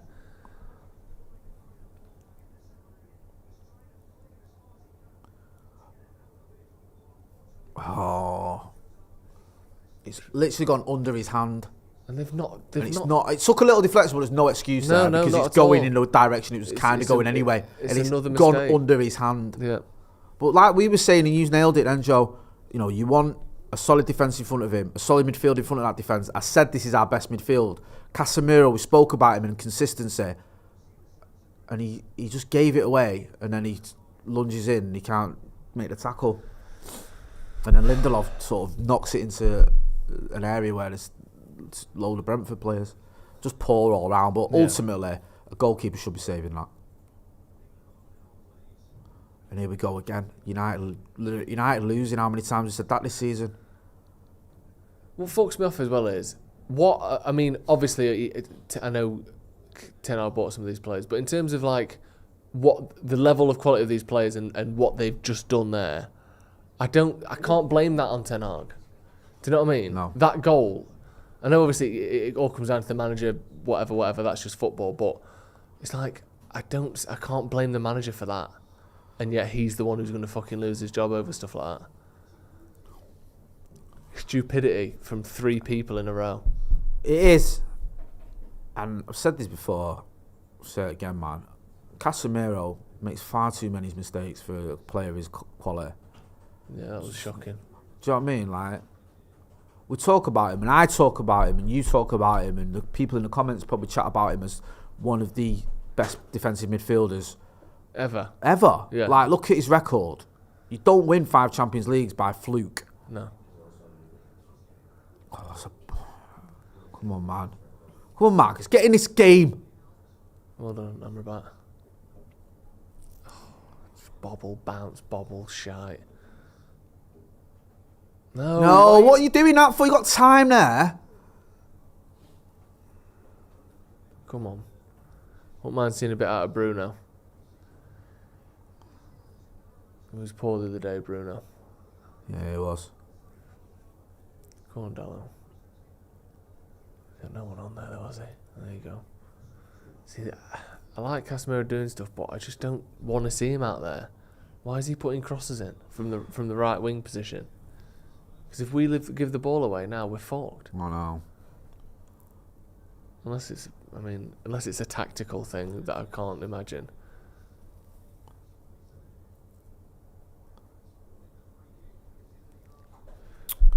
Man, same old story, you know. What minute we on? 20. When was that goal? 27th minute or something? Something like that, yeah. We have 20 minutes and then it's all over. The last thing we wanted today was Onana being the centre of attention again. Just wanted him to have a nondescript game. Going into international break. Well, isn't it? Yeah. Just properly lost his head, hasn't he? Yeah, he has. You fear for him, man. If I'm Brentford now, I'm just thinking, just have shots. I mean, I know it's easy said and done, but when you get within range, just have a dig. Because it's not like, oh, you know, obviously if he just plays like this every week, then that's just what he's like. But this isn't the player he's been throughout his career. No, it's too lazy to say that. People are acting like he can't save. Like he's only good with his feet. It's like, come on, this man. isn't like he's always been this bad with his hands, but his feet is made up for it. He's not. He hasn't always been like this. He's never really been like this. He's going through some awful form, but this isn't what he's always been like by any means. Ooh, he's unlucky there, Rasmus.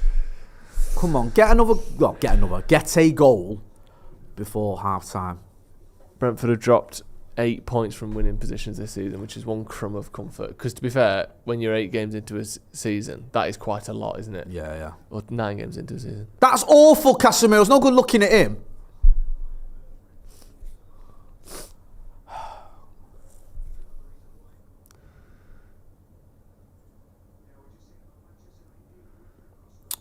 Is Bruno hit against Hojlund? No, I think he hit that at Paddock. Oh, Pinnock. How many of them did we see for Galatasaray the other day? Just last minute flying block tackles. Just constant, wasn't it? Is that a free kick? I think it was the one before. They've always just got a man back, a man sliding in, a man jumping in front of the ball. It's horrible, this, isn't it? Yeah. Horrible. I hate this situation as well where, like, we're going for it now, and if we can see, you think that's it. I just love if we could get one back early, so it's not this like last minute siege, stressed out. Just get an equaliser before half time, and then have the whole second half like it's 0-0. If you get to 1,000 likes, we will get an equaliser. That is a fact. Yeah, that's true. That's actually, factual. From 541 now, if we get to 1,000, we'll score. Yeah, if we get to 2,000, we'll get 2. We'll win. Yeah, we'll win. That's our ball. We've got a few super chats. Nicholas Walker says the issue I have is that anyone can tell can anyone tell how we're meant to play? Waiting for magic moments isn't a game plan. Ange got Spurs playing his way in 2 months. I don't. But you say his way and all that. If you can give me a detailed stat sheet as exactly how Spurs build up, exactly what they do, it's easier said than done. I can certainly see a style of play with United. Yeah, I don't think there's no style of play. We hold the ball high up the pitch. We try and we press high. We try and win the ball back quickly. There's certain ways we get the ball into the box quite consistently. Crosses from the sort of half space, left and right. We did that a lot, especially early parts of the season. Like, I think to say that there's no style of play is unfair. It's obviously not. We're not winning a lot of games with it at the minute. But when you actually have to go about detailing the exact tactics in any system, that's a lot easier said than done. Like, just because Spurs are winning, they are obviously playing to a good system, but could you actually detail that system for me now off the top of your head? Probably not. Nah, not really. It's just like we're not playing how we were under Jose, are we? You watch this and it's not the same style as it was under Ole. No. Like, things have changed. You can name some of those things. So I just think that's a bit of an easy thing to say, really. Kyle Beggs says, this keeper is absolutely awful. Seats at the ball. I don't know what it means. Swipes or flaps. I don't know what it means by seats at the ball. Like an under 10 keeper. Until we change him. Same story every week. And a relegation battle to come. Been telling everyone. That's better. Yeah, that's better from Casemiro. Good pass to follow it up as well. It's alright. Oh, fucking hell. Just everyone's fucking faster than us, aren't they? That's soft, that. That is soft. Rune Toftland says, De Gea would have saved that one. Onana isn't even an average shot stopper. Onana will get Ten Hag sacked before Christmas. Interesting. The De Gea would have saved that one thing is like, I just can't go along with that. Because when would he have saved it when he was letting the ball go in at the near post against Man City twice in one game? The thing is, it's just, like at his best he would, but Onana would have saved that at his best. Like De Gea last season made loads of clangers. It's just like the options weren't De Gea or Onana; it was De Gea or someone else. Yeah. De Gea's not like. There's a reason De Gea's not playing for anyone at the minute because he wants to play for a top team, and there aren't many that want him. Like, it doesn't need to be a game of like bashing De Gea. I'm not trying to do that, but it's also not like De Gea should still be here. Come on, who really thinks De Gea no was one the was man saying to that. take That's us the thing. forward? Like, people rewriting history. No one was saying that at the end of last season. After that FA Cup final, right? No one wanted David De Gea to stay. Like, everyone I spoke to was like, he's done. I get he'd been a great servant for us, but he was having a bit of a stinker. Like you say though, it's not like it was only Onana or De Gea. There could have been another option, but we went with Onana. He's just got to get his head together. Yeah, he has. Because he's going to at least cost his manager the job if it carries on for much longer. I mean, how many games can you keep losing as Manchester United manager? And especially when you're losing games against teams that aren't that great. Yeah. Like Brentford, Galatasaray and Brighton and Crystal Palace. They're not exactly unbelievable teams that never lose. Are they all at home as well, those games? Yeah. Like, that's unreal. Yeah. That was your saving grace last season. Our home record was phenomenal. Yeah. And now it's terrible. Go on, Marcus, keep that in. Go on, Marcus, skin him. So nothing comes of it. Honestly.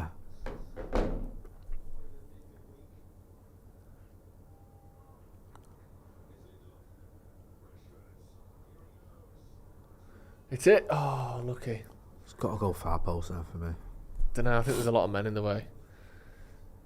Maybe. I need to see the angle again. It looked like it would be one of them where someone's got a great block on it. Maybe Hojlund could have got some if he gets blocked, but...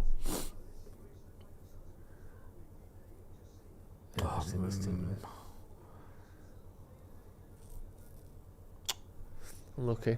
Decent effort though. It's a shot on target. Exactly. It's, if you want to call it progress. I'll call it progress. Toby. One thing, right, Erik tonight's got to sort out as well, this season especially, is bouncing back and coming and being better in the second half. It's been a bit of a bugbear of mine with tonight, and you can even go back to last season.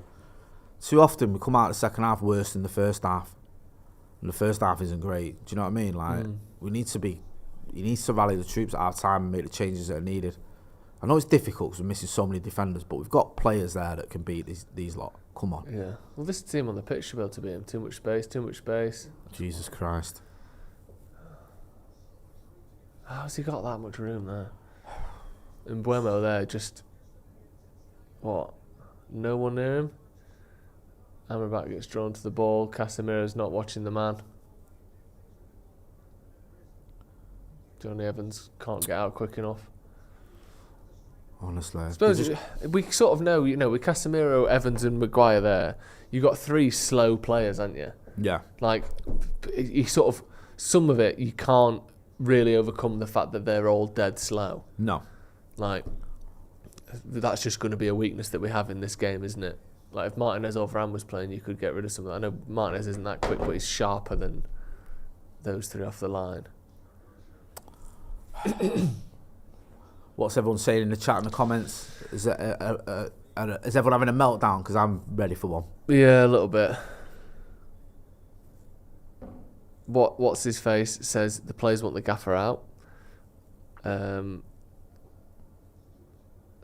Lolface says, look, if they are in the squad, they are meant to be able to do a job. Some of them are stealing a living. Patrick Schlalton says, Onana is the best. There you go. I think he's a Brentford fan or a rival fan. Oh, right. Maybe I thought he was just being supportive. Right. He might be. Mate, forgive me if you are, son. There's nothing wrong with that. Oh, I don't think he touched him much, did he? Bit of an aggressive lunge there from Hojlund, but I think his saving grace was he didn't actually touch him. Yeah, he was one of them. He slid past him by the Let's look have a of look it. at this. There's obviously not much contact, because if there was, he'd be off. Yeah, he don't actually touch him at all, I don't think. Nah, it's not. There's not much in that. No. I think it's a foul because of just the lunge. That'd be perfect if he'd have got a red then, wouldn't it? Do you know what I mean? Like, triple suspension. Hey, that'd just be the season over in October. Fucking hell. Hey. Come on, United. Brentford. It's not even a real place. I know. It's not even London. Hey. So Do you know what I mean? Other than people just do nothing, what have they even done there? And they only did that there because they thought it was a fictional place. They're like Neverland. They were like, Brentford, that's not real. It sort of sounds vaguely we'll say it's like Weatherfield for Corrie. Yeah, like, it sounds vaguely English, but it's not real. Like, we'll set the comedy there, and it's like, nah, there's actually a place called Brentford. That was after the third series, though. They couldn't undo it then. We got an email saying it's so nice seeing Brentford on telly. Like, what? Eh? Like what is it? Weatherfield and where's EastEnders? Walford. Walford, yeah. They're like, it's sort of like that, vaguely sort of London and England. Go on, Amrabat. Go on, Marcus. Heavy touch, but you got away with it there.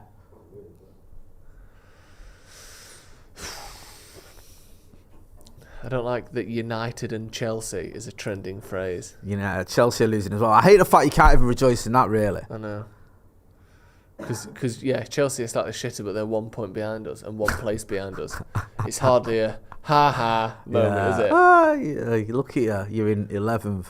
Yeah, idiots. Can't even make top half. Unlike us in 10th. Pathetic. Come on, Bruno. Free kick to United.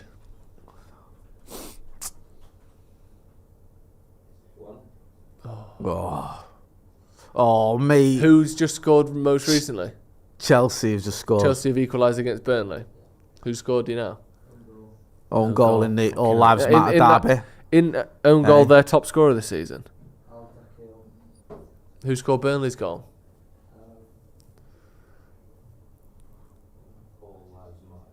Isn't it? There was an All Lives Matter derby last week as well, wasn't there? Wasn't that Burnley Luton? It is Burnley Luton's the All Lives Matter derby. Now listen, this is the sequel. Like, do you know what I mean? Both of them have got form for it, haven't we? We're going to be brutally honest about that fan base. I make no apologies. Alright. Oh, no! It don't feel real watching United. It doesn't, does it? It feels. You're right. You just nailed it. This. Like, does this feel real to you? No, it doesn't. It's like just not on at all. That was it. Oh man, was so poor. It was a stupid decision that from Bruno there because that pass just wasn't on. There was no one available. He's outside of the foot, bending it to Harry Maguire, who's got two centre backs. The runner there, man. What's the best case scenario there? Mate, it's like we're half asleep. What is going on here? Looks like Luka Modric, he does. He does, doesn't he? We're making him look like Luka Modric the way he plays. The kid. God. Whoever he is. I can't believe that this is what it's like to watch Man United nowadays. I can't believe that I stay sober through all this, you know. I know. You got sober at the worst time. Wait. Although, were you someone that liked to sort of, top off a good day with a beer, or someone that liked to sort of wallow in pity with a beer? Do you know what I mean? Either or. Either or. Because I'm more likely to have a drink if I've had a good day than go, oh God, I need a glass of wine. Yeah. Like, if United were winning trophies, I'd drink more. Right, okay, yeah. This makes me want to go home and just fucking sit in bed. Watch YouTube videos about anything else. This is when I get some shit hobby next. I'm going to sort of start knitting and that. Or like, that's the hipster thing, isn't it? Yeah. Knitting. Or buying furniture, upcycling furniture. Yeah, that's You're a going to good come around one. to my house and I'm going to have a like that. little table that I clearly got free from Facebook with loads of shells glued on it. Like, this is what I do instead of watch Man United now. Go and join the PTA at the local school. Yeah. You know you ain't got kids there. Yeah. That's that kind of thing. Not quite that. No. Just gluing shells to stuff. Yeah. Fucking hell.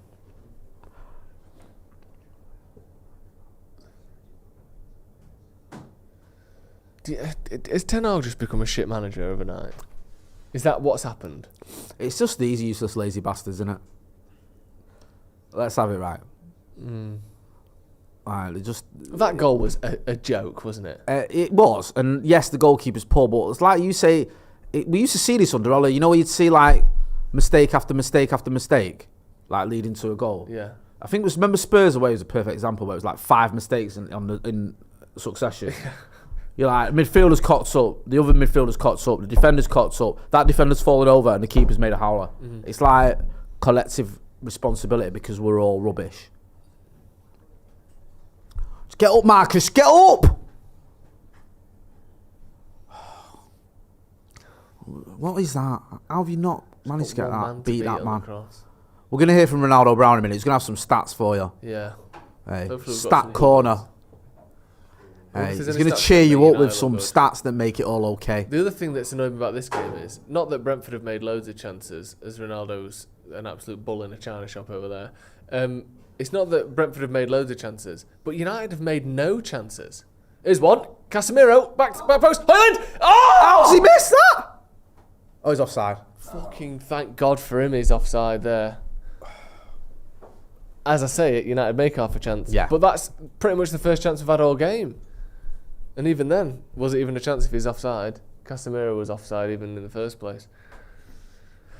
But like, our lack of chances in this game is startling, isn't it? That's the worry.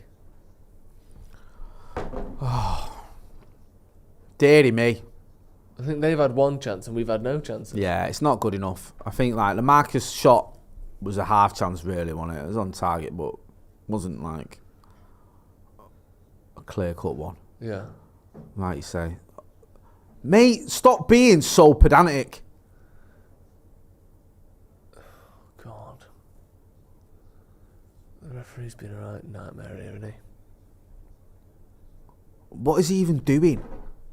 You've got to move it back 3 yards. Honestly, so annoying. Just fucking shut up.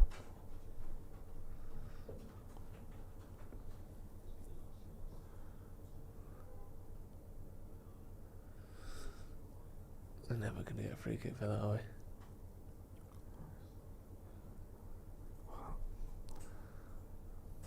It's going to be half time, I think. Yeah, I think it is. That just sums it all up, doesn't it? Just hopeful punt. What are we, offside? Just nothing. Nothing comes of it. Players just moaning at the referee, looking annoyed. No one's showing any leadership. No one's showing anything of any ideas. It's just been poor again. It's been a poor season so far from Manchester United. Yeah, that's really poor. And I don't like not going to the games and sitting here moaning, but it's true. It's just like there's not any positives to take from that. No. Like there isn't. That first half was Like, shocking. yeah, I can't think of one where I can go, he did all right, or that was okay. There was nothing. I'm going to go over to Ronaldo when we're ready. Give us a shout. I think we're ready now, actually, Ronnie. No, we are ready. Yeah, so Ronnie, before you get into the stats, give us your thoughts on that. I'm verse 45 from the I'm pretty much going to echo what you said. I can't look at anyone in the starting 11 for United and feel like he was bright. No. I think Johnny Evans started the half pretty solid, but other than that, I feel like everyone seems to be going through the motions. Yeah, going through the motions, perfect way. Everyone's going through the motions. It seems very flat. There's not a lot of energy. No one's grabbing the game by the scruff of the neck. Even Bruno looks off the pace, which has been quite common in the recent weeks as well. There's nothing from that first half that kind of excites me or makes me feel like we are going to get back into the game. I think Brentford have actually never... I think that might be one of the first times Brentford have actually scored at Old Trafford. I don't know if that is correct or not, but I'm finding it concerning. I don't think... Have they not won at Old Trafford since 1937 or something? I just find it concerning that teams like Brentford, Palace, in no disrespect to them, are coming to Old Trafford and being so comfortable. United, Old Trafford was never somewhere... If you're a Brentford player now, right, are you thinking like, this is my opportunity to like... make history? I think you like, I love it. The complete fear factor's gone, which is it can sound like a little bit of an overreaction because of our home record last season. Yeah. But over a sustained period of time, I think performances from lower teams have become like better and better, and games have become more even. I feel like Old Trafford needs to be somewhere where teams are almost defeated before they walk out. Yeah. But now I feel like everyone feels like they can come and nick a result. We've pretty much created nothing. 60% of possession. Expected goals 0.87. That could probably not scoring. Maybe we missed a few chances. I can't even feel like where that number of XGs actually come from. Because that's not that bad, is it? That's actually not that bad. That suggests we should probably score a goal. It doesn't feel like that. We've got more XGs than them. They've barely created anything. No. The accuracy of passes from both teams has been pretty poor. So it's been a pretty sloppy game as well. But I think the telltale sign is what seems to happen with every team that we are playing is we get dwarfed on duels won. Really? Yeah, it's like Brentford have won 70% of their duels, 17 out of 20. They've had 5 successful dribbles. We've had 1. It just seems anything physical seems to be like always on the other team in terms of us. Like they run more, they look a little bit more energetic in forward areas. I feel like we've not got close enough to Wissa and Mbeumo when they've been the outlets up forward. That's a good point. And I think Rashford's not really tracked their right wing back very well as well. I think he's getting a lot of space down that side. Agreed. The midfield doesn't look as competent as we thought it might with the Casemiro, Amrabat, Mount, Bruno on the wing again where he isn't as effective. Hojlund's not really getting a service. It's basically the same stories over and over again. The passing's dead slow. You've got Onana making mistakes again with shots, but obviously Casemiro not being comfortable in that first phase. That has been a huge issue throughout the season. And United just look like we can't score, or we don't look very threatening, but we also look like we can concede at any moment. Yeah. And that's the problem. I think teams are too comfortable when they go forward against us. No, I agree with everything you said. I'm not just being negative for the sake of being negative, but I can't look at it and go, okay, at least we've had this or at least we've had that. Usually, like Rasmus Hojlund's not been awful by any stretch of the imagination, but he's not done anything. No. He just ran around a lot. I'm not having a dig at the kid, but that's all he's done. Look at Marcus, it's not been good enough. I want to see more from him. He's got 1 goal this season. Do you know what I mean? Get at him, run at him, go past him if you can. I'm not really seeing much from him. Bruno, sloppy again. Casemiro. We were talking before the game about Casemiro and lack of consistency. Yeah. And now on his day he can look great, but his day isn't often enough. And when he's not great, he's awful. Yeah. And he's been awful at times this season. And he's having a bad game so far. He's just been sloppy. I think he's been really bad. I think this might be his worst game so far today. That's what I mean. He's just like jumping in, diving in, flying into everything, not winning it, but losing it. There was one at the end, just near the end of the half, where he jumped in for one, and it like bounced off their player and went back to another Brentford player. Then he went to the other Brentford player and jumped in again. The exact same thing happened, just bounced off them, went to, and it's like, I understand that, maybe we should be doing better at winning those second balls, because obviously that's not his job. But also, don't pull yourself out of position to go for a tackle in a situation where the odds of you winning it and retaining possession are so slim. Like, you have to think about everything. You can't just go, well, technically I kicked the ball, so I won the tackle. It's like, it's not helpful. And if you're just sliding in, you don't know where that ball's going. So if they get it on the other side of it, which happened for the goal, after he'd already given the ball away once, he slid in out of position. How many? That's on you. The goal that they've scored, how many goals have we conceded? Yeah. From that exact area, that little between the 6 yard box and the edge of the box, seems to be where we concede all our goals. I don't know. I just don't know what any of them are doing in this passage of play. I don't know what Casemiro's doing. I don't know what Lindelof's thinking, and I certainly don't know what Onana's doing. So, and even when we have possession and we have play, we have 60%, but it doesn't feel like we have control of the game. No, which sounds kind of a bit of an oxymoron, but it seems factual, and it's still too vertical. We've even played more long passes than Brentford as well, which is interesting. Well, Laurie Whitwell tweeted about that a few minutes ago, and he made a sort of a decent point talking about United's like goal kick strategy. He said Evans is passing it 2 yards to Onana, who's then hitting it long, and it's like, what's the benefit of that? Like playing a short one, it's not Onana taking them, and I feel like we signed Onana to help with our first phase playing out. Yeah, he was meant to try and pick out those dinks to fullbacks. Yeah, those short passes through the lines, kind of beat the press. In the last few weeks, I've just seen him launch the ball just as much as De Gea did. Yeah, so I don't know where that's a lack of confidence. So I don't know where the benefits come from. That he was almost meant to be almost like a third centre half when we're building out. But that is not what I've been seeing. It just seems like he's been launching it that much, and his distribution has almost fell off when his confidence has waned a bit because he's not keeping very well. And I don't know. It just it's interesting because for us to do that clip to the fullback that he was meant to, that we saw De Gea misplay so many times, you'd have to actually be playing with your fullbacks playing that way. Yeah. With us inverting the fullbacks in possession, it almost seems like it takes away that pass anyway. So everything just doesn't seem like it's working. I think it looks very fragmented when we're in possession. The midfield looks disjointed. Everything looks too deliberate. Do you know what I mean? Nothing seems second nature. I don't see any like links between the players. No. When I'm watching like the likes of Arsenal, even Tottenham, or in a short space of time, or some of the other teams, when you watch them play, you see like partnerships, you see patterns, you see a bit of fluidity. Everything looks like a bit of individual brilliance and we'll score, or I don't know, something almost has to go our way. I don't feel like, I can't remember the time we just carve a team open or we look like we're being relentless. And we don't even get more than 15 minutes of good football at United in how long? No, you're right. It's just woeful. It really is. There's nothing to sort of give me hope for this second half other than the fact we've got 45 minutes. We've got enough time to turn it round. But I'm not seeing anyone where I can go, oh, if we can get the ball to him more, or if he does a bit more of that, we'll be okay. It's just been like you were saying, it's like, I don't know, Ronnie, it is like, not down tools, but like just, I don't know, like they're going through, that's the word, the expression you used, I think, or one of you used it, going through the motions. That's what it's like. It's like they just feel, do you know what, just fax this one in. And I don't get it, like, you must see the situation you're in. You must know that already top four is looking difficult to get in top four. And already, even though I never thought we were going to win the league, whatever, but the title challenge being over in September is absolutely disgraceful.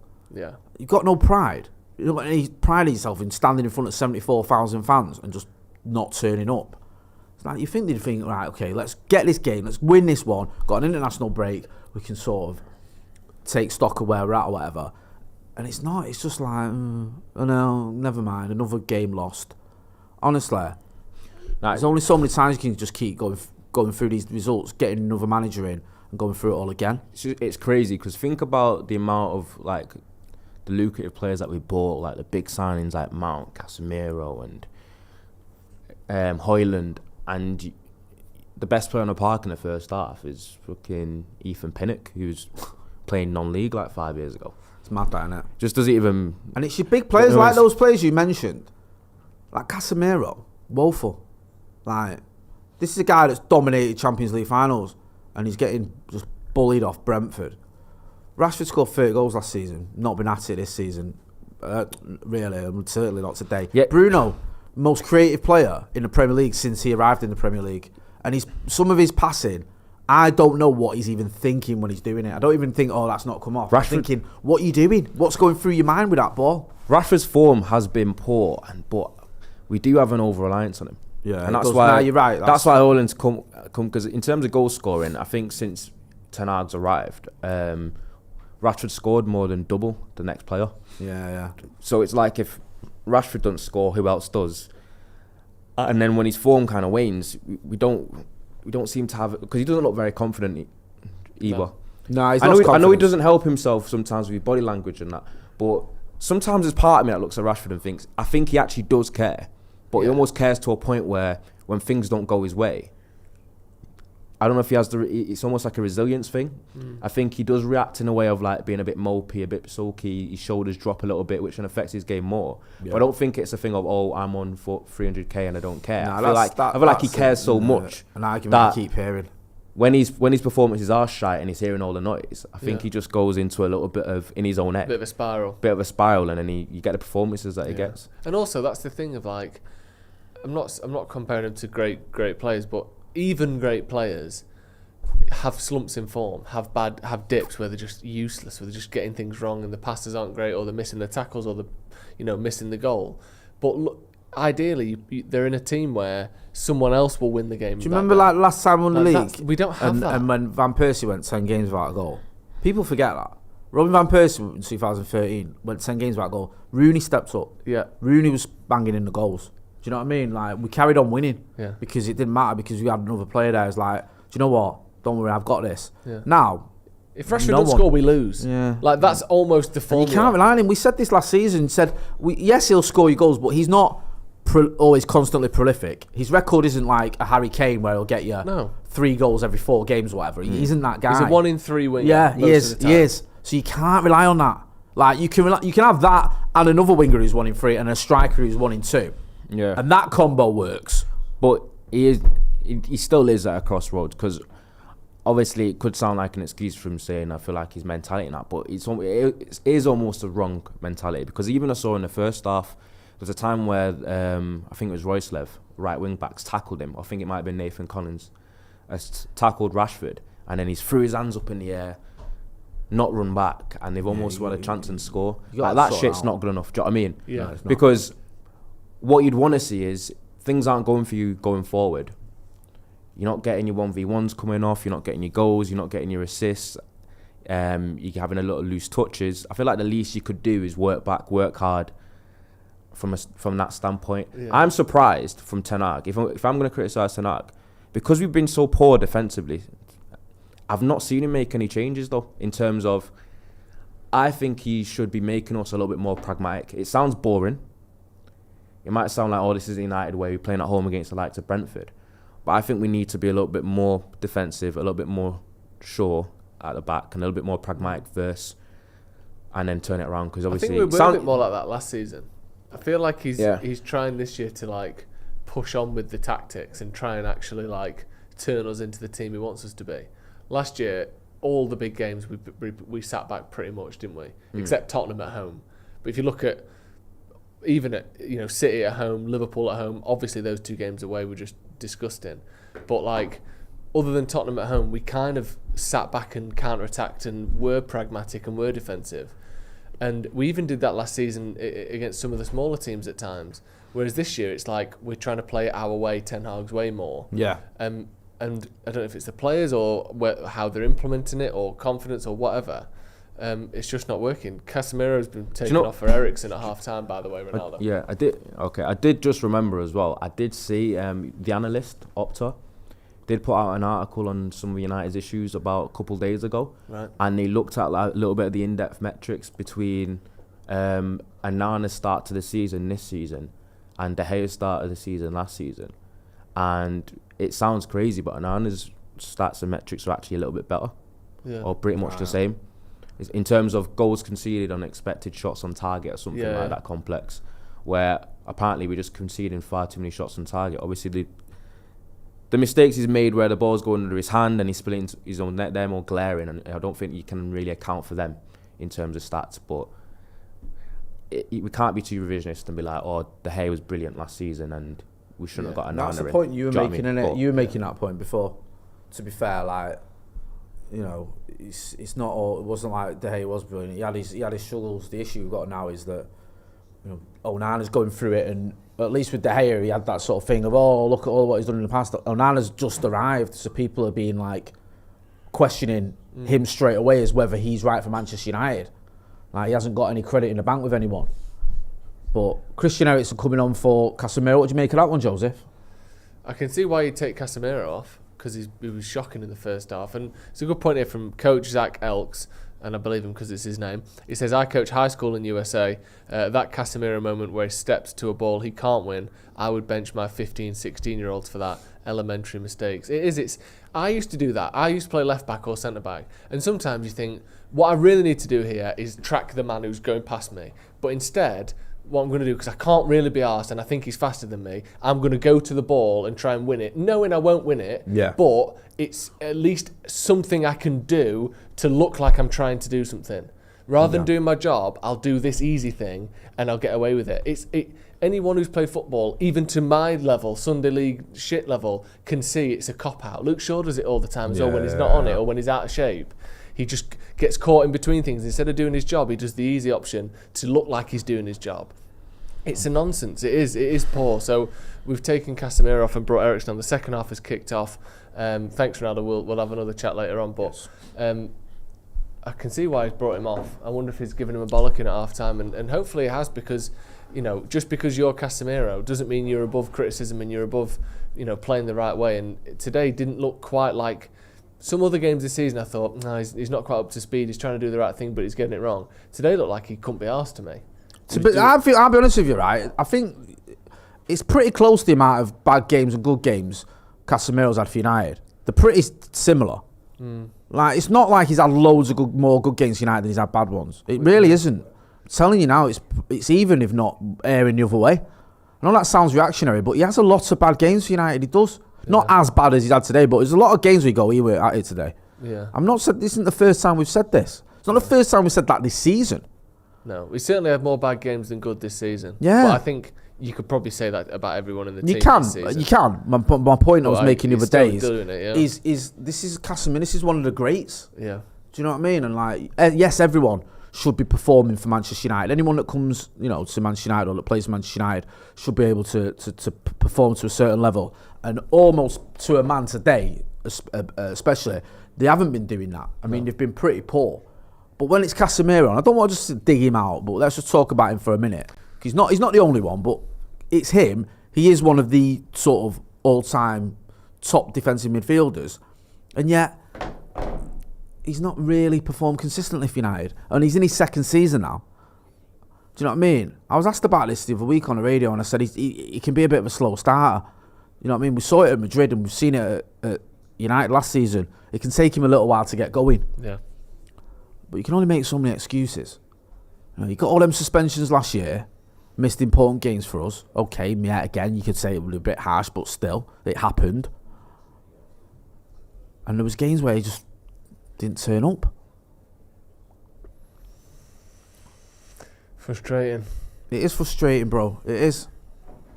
I don't want to just come here. I don't like sitting here and just criticising Manchester United players and questioning players that have won a lot. But you got to be honest about it. It's like, what levels are we seeing here from United? We've seen as bad as I can remember us, honestly. Like, even under David Moyes, we didn't lose. What was it?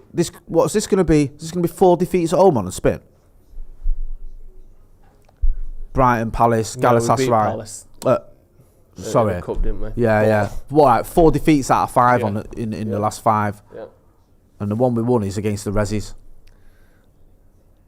Oh, fucking hell. It's just awful. You're playing in front of 74,000 fans or whatever. You're just not turning up. You keep making excuses. Oh, you know what? It's this, it's that, it's the other. Roy Keane said it, didn't he, a few years ago about these players throw you under the bus. And I've always thought, you know what, now, well, not always, but now, like, I thought we've got a different set of players. We've got a different manager. It might be different, but it just feels the same again. It feels like it did towards the end of Ole. It feels like it did towards the end of Jose. It feels like it did during that Christmas period around under Van Gaal. We just kept losing. It's just... Hold on.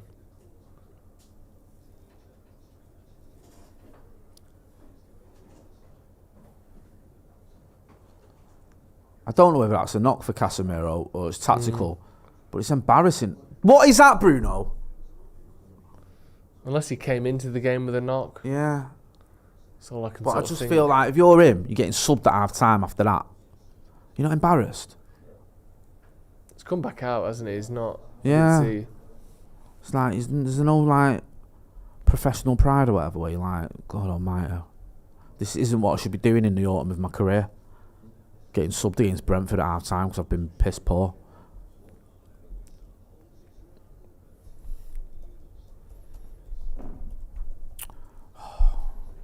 Need to see something from Manchester United, man. We can't have this week in, week out.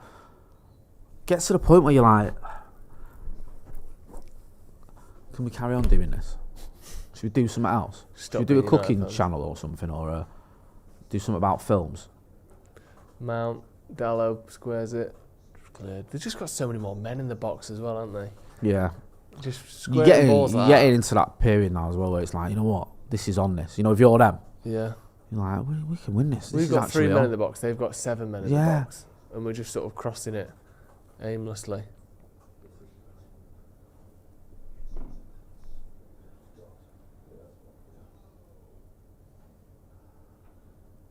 I think the sound's way out of sync here. We might as well turn it off.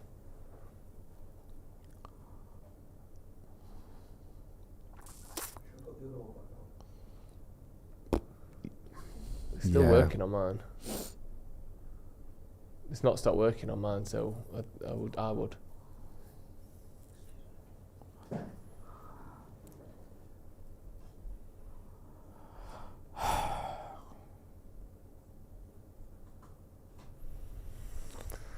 It's just annoying, embarrassing, sync at the minute. Frustrating, whatever you want to call it. Yeah. I'm running out of adjectives. Looked at this, right, after the Arsenal game. Was it the Arsenal game? You looked at this run and you went, right, okay, we've got a run of games now at home where we can get ourselves together. Like in the Champions League, you've got a relatively easy one. In the Carabao, you've got an easy one. And then you've got a run of league games against decent but beatable opposition. Bottom half of the table opposition other than Brighton. Even after the Brighton game, you go, okay, look at who we've got next. Your winnable games. I'm just not turning up. You can blame injuries, and I've done that myself. You can blame injuries, you can blame suspensions, you can blame dramas, whatever, the ownership saga that's ongoing, which obviously doesn't help. Ultimately, there's got players there that should be able to beat these teams that they're facing, and they're not doing. Why not? It's just not good enough.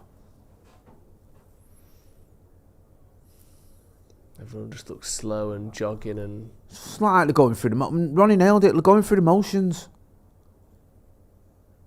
Yeah, they are. Honestly. It's like you saw the kid Regulon when he started for us. He stood out like a sore thumb. Yeah, he did. Because it was like he had all the energy and the effort of someone who actually could be bothered. And I think you look at his teammates and the ones that have been here for years and the ones that are... It's a decent effort, that, actually, to be fair. Ericsson, from where you found out. Worth a shot. It's only our second shot on target, that. Bloody hell, and it was from, what, 30 yards? That says it all. Says it all.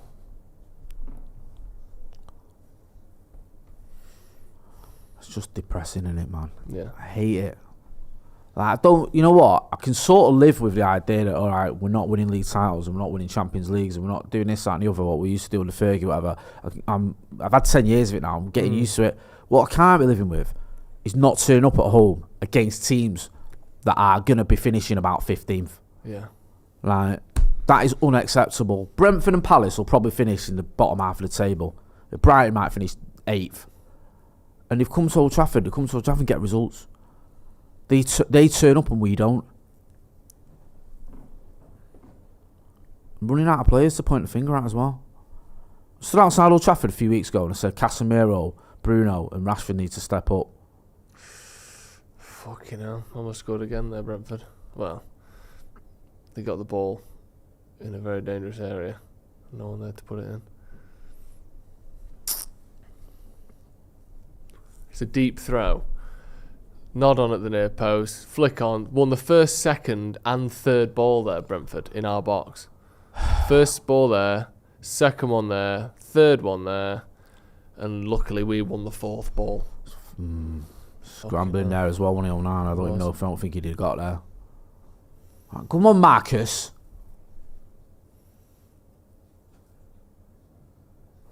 Fucking hell. Way wide. I mean, that was a hit of frustration as well from Rashford there, wasn't it? Cuts inside and just twats it. Miles wide, isn't it? Yeah. So we're watching a team that looks pissed off as well. Do you know what I mean? Yeah. They're not playing like, come on, we can do this, team spirit. Yeah, there's none of that, is there? No, they look annoyed and down. Like they want the game to finish. Can't believe how much we've dropped off, man. It's crazy. Oh, come on. Eriksen just losing it there. This is thankfully they've slowed it down there.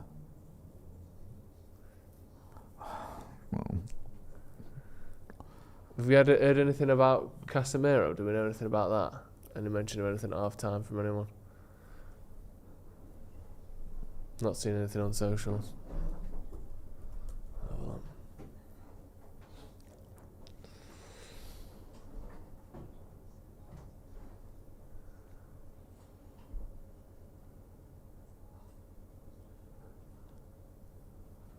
Hojlund turns inside. Too much. Nah, you got to give it there, lad. Well done. Did alright there, actually, them too. Are you looking at making another change anytime soon? Are you sticking with this? What are you thinking? Garnacho's the one I would bring on. Yeah. Just to bring a bit of spark. Yeah, me too. That's a good It's a pass ball, there. that. Lindelof squaring it. Alright, bit of energy there. That was good. Good running behind from Lindelof. Again, you got a lot of players going, why are they there? Yeah. But for some reason, Victor Lindelof's on the Let's have a goal decent line. ball here, Bruno. Yeah. Kin hell.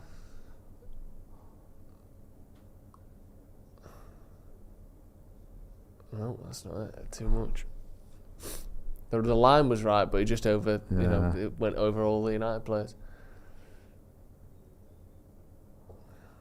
35 minutes to go. God. 40 minutes maybe. Dilly-dallying.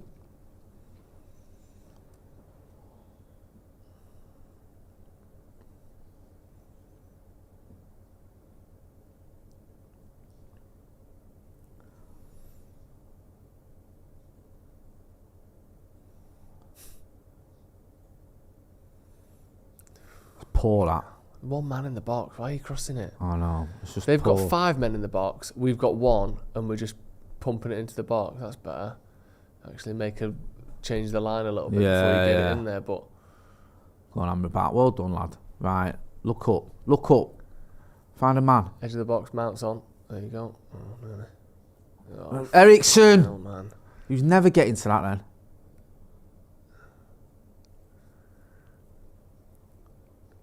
Counter attack here from Brentford. They're going to get Watch another, some aren't Blamo. they? Chelsea are 2-1 up now as well, by the way. Oh, great.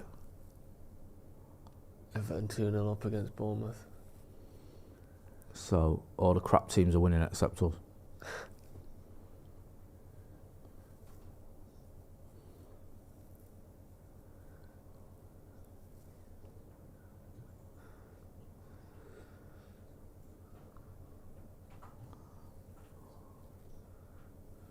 Keeper. I know. Did you thinking what I was thinking then, Through bro? his legs. Where I was like, Absolute Taibbi moment. yeah. Well done, Dallo. He's Just a had a bit of little bit of physicality. energy to He's him. not been too bad. No, he's probably been the least bad player. Yeah. Right, go on then. Go on, Marcus. Come on, bro. That's better. That's really good. Oh, he's unlucky there. That's not a foul. That's Just so give them. cheap. They give them no matter what. If a defender goes down on the ball in his own box, they're never going to just say, no, actually play on him, and the opposition gets a free shot. He did a bit better there, Rashford. Went did past well. 2 men, cut the ball That's back. a decent ball, Can't to be do much fair. more than that. That's just fuck all, is it, that, for a foul? It's a bit better from Rashford. At least he's trying to go past people.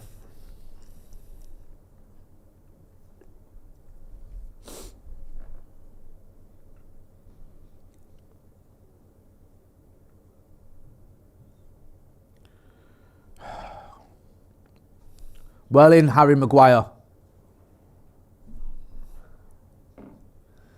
Bruno. Rashford into Hojlund. Oh, great turn. Oh, it's done too much there. You got to give it. Foul him if you need to. Foul him if you need to. Don't just fucking let him run through. Well done, Johnny Evans. Well done, lad.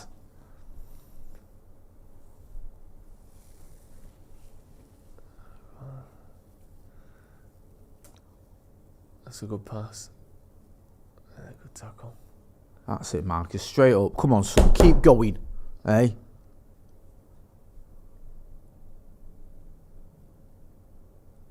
Come on. Just fucking scrape something. I know. Just scrape and draw.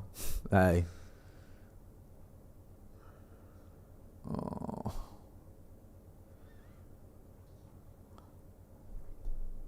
What's the plan here? I know. It's like he's got 3 men in front of him there. Every time he's we got have the no ball, overlap. He's got no it's just nothing. I know. Every time we have the ball around the edge of their box, there's like 3 men on us. Yeah. And when they have the ball near ours, you're lucky if you've got fucking Christian Eriksen reaching out to try and grab someone. Yeah. In the first half, especially, like how much space do they have on the edge of our box? I know, it's mental. We're on the edge of theirs, and there's fucking look. Everyone's surrounded. They've got way more men than us. All of our players are like dropping deep. Oh, we've got 3 men in the box. They've got 7 men in the box. Oh, you're going nowhere there like that. Fucking hell.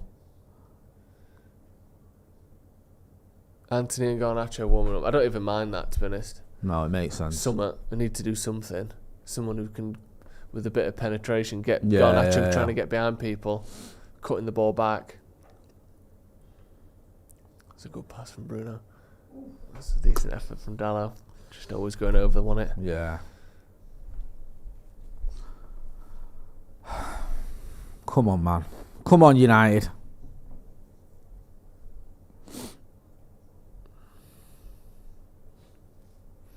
So, like you just said then, Garnacho and Andy coming on. I think it's Mount and I presume Rashford coming off, is it? I think so, yeah. Bloody hell. Not been a great time for him, has it? Whipping off the big boys, isn't he? Yeah. Mount, Rashford coming off after 62, Casemiro coming off at half time. Yeah. Worries me seeing that a bit. Not because they didn't deserve to get subbed, but when your big players need subbing because they're not pulling their weight at half time and at 62 minutes, it's not a good sign, that. It's not a good sign at all, that.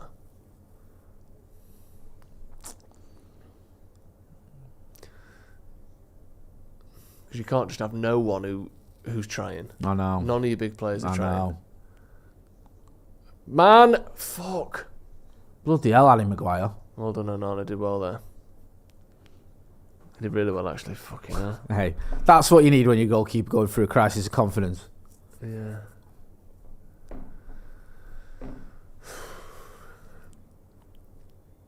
Go on, Victor.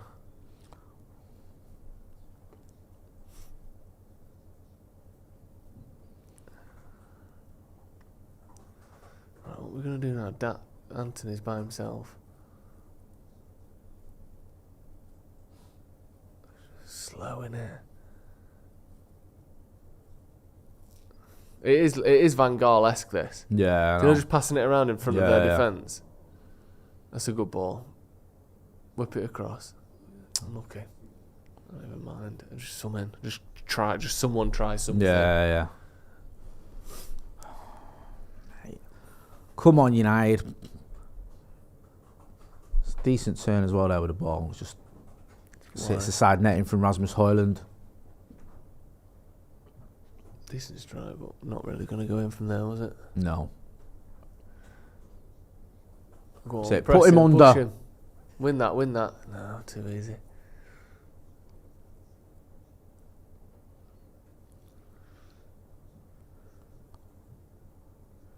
Sorry, how fast is this fucking guy? I know, man. Bloody hell. How's he running past Garnacho and Lindelof there? That's and getting in a cross mental, uncontested on the left-hand side.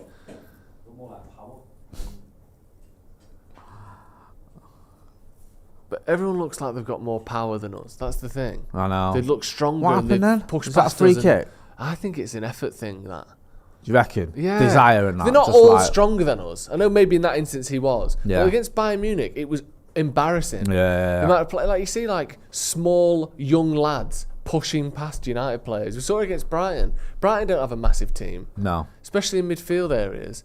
And they're like just nipping and whipping past us and pushing us out of the way. There's no excuse. Like, look, the minimum you expect from United is a desire to win, effort. And I hate just saying that because I think it's such a basic argument, but you can see it in front of your face.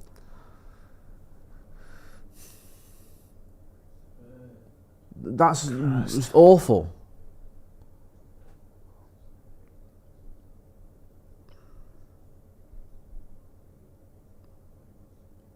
Fucking hell. Having food poisoning for the last 4 days has been better than this.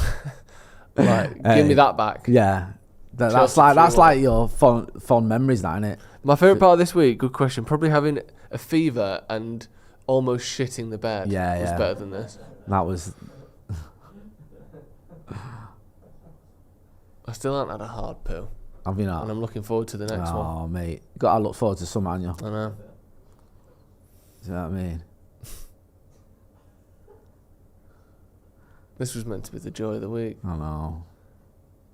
Oh, look how many Brentford players are. They've got 16 men in the box. Well done. Just when we got it in the box, just get it straight back out as quick as you can. Don't try and keep it in there. Don't try and have a shot. Just get... Yeah, more desire. Too slow. And there you go. Counter now. He's offside, luckily. He's on now. Oh, this is poor, man. This is a joke. Look at that. Easy. Running through, untracked. Luckily, they're actually shit, aren't they? This is the thing. Like, we'll still lose because obviously we can't win a game. But like, if we're playing against good go on, teams, Amrabat. That's a booking, ref. You knew what he was doing there. How many has he been booked? I think 2. Not even that. What? Is that it? I thought it was more than that. I'll have a look for you now. Right in front of the ref there as well. He's no chance. Oh no, 3. That's not that many. I might have been 4 now. So actually, you might be right. Who was that who just got booked then? Is it Yano? Okay, it's 4. Right, I thought there'd been a few. Yeah, I didn't realise. Right, there you go. That's go on, a Maguire. for across that back post. Win that. Oh, that's better though. Good. Fucking get into him. I hope Victor Lindelof's all right, but I don't mind that. No. Something happened. Like, it's been so soft and boring and slow. Yeah. Someone fucking smash into someone. Just smash him. We need something to change the temperature of the game. It's so cold and flat. Something like that might actually be worth it. Sorry, Victor Lindelof. I hope you ain't got any cracked ribs out, but it's just basic and boring. That was the first time we got the ball in that area where it's actually a good position to cross from. Back post, overload, get someone who can actually head the ball and put it back across goal. They're bringing 2 players on. Who's that coming on? What's his name? Neil Maupay. Neil Maupay and, yeah. Maupay, you have a cheat. Who's that? What's his name? Ty from Arsenal. Like, do you remember? I don't remember that. Remember when he did the Black Lives Matter? Neil took the knee and he stood and went, Maupay, you have a cheat. For what? Why did he say it? Oh, because like I don't know when they were playing, when he was at Brighton, they got a penalty or something, and they'd been beating off Brighton. So he used to do like he started his fan cam by doing the Black Lives Matter, taking a knee, and then he just got up and then like now finished that straight into the camera. Maupay, you are a cheat. I was like, oh my god, what is this comedy? Nick Collins says, did you see Romano's tweet about Pogba and Juve?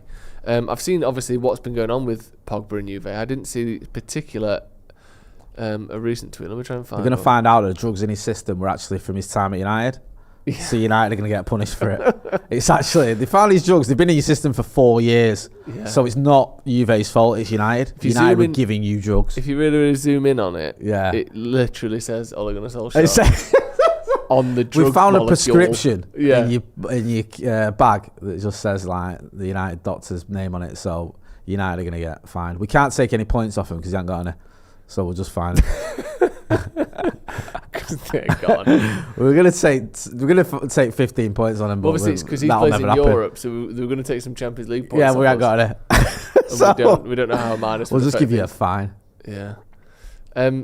Obviously, Pogba's completely fucked. You nailed it the other week. You said, like, you feel a bit sorry for him. And I get it, because, like, I thought, like, at United, there was times when Pogba was ace, there was times when he was underwhelming. His injury record wasn't great. And also, when he was injured, sometimes it would just be annoying because he'd just, like, disappear or whatever. And you think, what's going on here? It just seems a bit of a circus. But to see the way his career is sort of fizzling out, it is sad. Yeah. Because, you know, I remember him at the academy when everyone was raving about him and how much hope we had for him. I was hoping he'd stay, obviously, and didn't go to Juve, but that went out the window. And also, the thing with Pogba is he's so capable as a player and as an athlete, and, like, just, he had everything. Like, he's one of the most sort of exciting and complete midfielders of this generation, definitely. Like, long passing, short passing, can score goals. When he wants to, he can put in a shift defensively. He's not particularly... Bruno? Oh, good effort. He's not particularly quick, but, you know, he's not going to get caught for pace. His control and his touch and his skills were amazing for someone who's 6'3". Like, his ball control was exceptional. And I think he's such a victim of circumstance that, obviously, I hate using United as an example of a bad move. But if he'd have gone to Real Madrid when he came to United, you could easily see him having the sort of start that Bellingham's had of, like... Have you seen Pogba since he went to Madrid? He's got 6 goals and 4 assists in 10 games or whatever. Like, if he'd played for a better team, where he had to do a bit less, and the pressure wasn't on him as much, he could have been regarded as one of the best midfielders of this generation. No, and instead it's just I think that's sad. That's all a reasonable comment. Martial's come on for Lindelof, by the way. Yeah, I agree with all that. I think it's almost like a career. It's mad because it's a career that's had, obviously, won the World Cup, been to a Champions League final, I think. 4 Scudettos as well. Yeah, 4 Scudettos, and obviously at United he won the Europa League and the League Cup. But you sort of think of, like, it's almost like what could have been. Yeah. Because, like, for a big time at United, he was either injured or wasn't challenging for the top honours. No. Well, he'd won most of his trophies by the time he was 23, hadn't he? Yeah, it's mad. Like, he could have had That's a decent pass, that. Like you say, a real career where it's like you were one of the most successful in terms of trophies midfielders. Oh, lucky. Don't foul him there. Brainless. A little bit more intensity from United last couple of minutes. I mean, we've gone for it now. Has he got cramp there? Lindelof's going off down the tunnel, so there's obviously an issue there. Great. What we need for the next game definitely is more injuries. More defenders being out, ideally. I know, it's mad, innit? Like,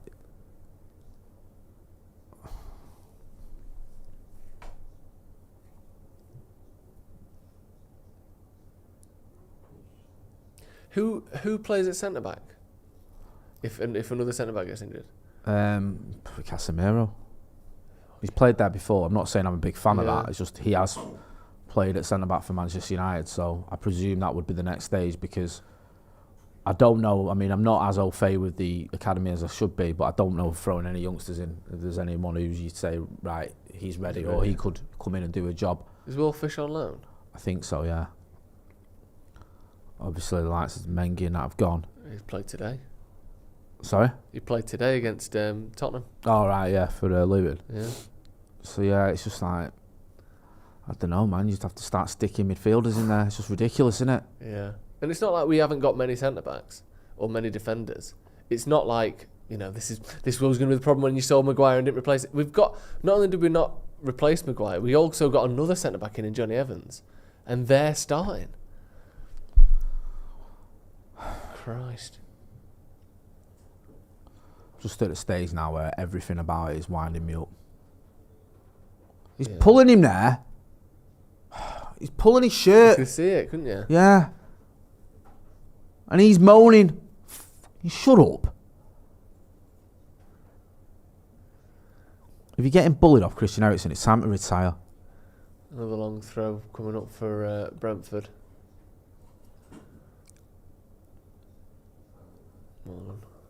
Right, go on. Attack now. Let's do this. Go on. Hojlund. Anthony, it's 3-on-3 here. That's a ball, that, isn't it? Oh. It's not a foul. Handball! Foul that! Handball that! No! That's just not a foul. That's just fucking shit refereeing. Same thing every time. If a defender goes down, it's a foul. It's not. Let's have a look at this now. It's a great first touch. It's probably passed it too early, really. Where's the foul? Nah, there's no foul there. There's no foul. He leans over the ball and falls over because he can't be arsed with a contest. That is not a foul. He literally just falls over into Hojlund because he can't be arsed really making any chance of it. Can't be arsed going head to head with him. And the refs just fall for it every time when it's the centre back. Are you going to give that? Good. It's pathetic. It's not a foul, that is it? Nah, not really. They just lean into each other and one falls over. If Hojlund had fallen over there, you wouldn't have given At first, I thought it was a good ball, but he's probably needed to be a bit better. That's good. Oh.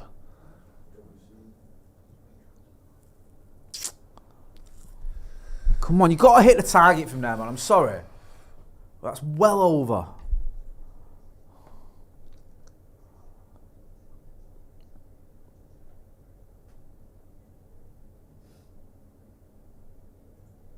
Yeah. Be a bit sensible there. Just fucking hit the target. The keeper might even spill it out for someone. Is Hannibal on the bench? I don't know. Yeah. He is, apparently. I think we're better when he plays. I don't know. He just seems to use him sporadically, doesn't he? Bloody hell. Tom Hutton says, I'm in the hospital at the moment after having my large bowel removed last week. It's been more fun than this game sounds. Your videos have gotten me through. Keep up with the great work. Thanks. Thank you very much. Oh, you're on the men, bro? Yeah. Large bowel, is that like... Do you only have one... Do you have one bowel or do you have two bowels, or is it just the one bowel that he's got that's large? Because surely, like, you need more than one. How many have you got? I don't know, that's what I'm asking. You're the medical guy. I know about large intestine, small intestine. Because bowels is a thing in it, so you must have plural then, innit? So you have a large and a small. Just tons of them. Really? I don't know, is a bowel not the same as an intestine? Because if it is... I'm certainly not having to dig at the kid who's in hospital. I'm just curious. No, you just doubt... I don't know. You're doubting the reliability. No, I think you're telling the truth. What I'm trying to find out is, how many bowels have you got? And is large bowel the term for, like, is it... If I've got a large bowel, is that normal? Or is the fact it's large the problem? Well, I know there's large and small intestines, so I'm assuming it's a medical term. I know that. I don't know about the bowels. Oh, you're never giving that, are you? Just get up. Do you know what? I could see that coming. It's not even that bad. It's just, you just know this is just going to end up going wide. J.E. Frasconi says, this is dozens and dozens of players in a decade of teams playing for half a dozen managers. All the same standard. It comes from the top. The culture needs the reset. And Erik Ten Hag was right last year to say that the club is broken. We're not giving that. He's not going to give a penalty there, is he? Thing was, right, that's as much as a foul as they got on us. Yeah. It's just nothing, really. Tommy McCartney says, I don't feel bad for Ten Hag. Our best midfield was in the Cup with Casemiro, Hannibal and Mount. It was balanced and energetic, but he won't play it because he's too scared to drop an underperforming Bruno. Is there anything in that? I think that they played well in that game. You have to remember who they were playing against, though. Yep. You can't pretend. It's like saying, oh, the best United have ever been was when a few years ago, when we won 6-0 in the Cup and Harry Maguire smacked one in from 20 yards out. Tranmere. It's like, yeah, that's our best team because look at the result. Yeah. There's not enough evidence to suggest that, but I think Mount's maybe a bit hard. Not Mount, sorry. Hannibal's a bit hard done by, but no, I agree. He's also, is a young lad, and you can't just go, he's the fix. Like, it's that thing in it of put Hannibal. I saw the midfield today, and I said that was our best midfield. Yeah, me too. There's more wrong than just our front six. That's poor, that, Anthony. I thought our front six was our strongest front six. Yeah, and it's been awful. All of them have been collectively terrible. Subs that have come on have been slightly better, but not much. Man, you can't keep losing football matches, Erik. You just can't, man. going to lose your job. Andy, that's poor. Chelsea tearing teams apart now as well. This just sums it up, doesn't it? And Boehmel's going through here. Played it across, no one there, luckily. That's more like it. Quick ball boying. Hey. It's another thing. Person. Yeah, sorry, ball personing. Are you a ball person? Am I a ball person? No, not really. You're more cup. Yeah. What about yourself? No, I like a ball generally. Yeah? Yeah, I think they're good. A lot of the great sports are based on balls. Actually, I'd say all the sports based around balls. We're fucking right basic as a civilization, aren't we? Every sport we play, what's in the middle of it? Ball.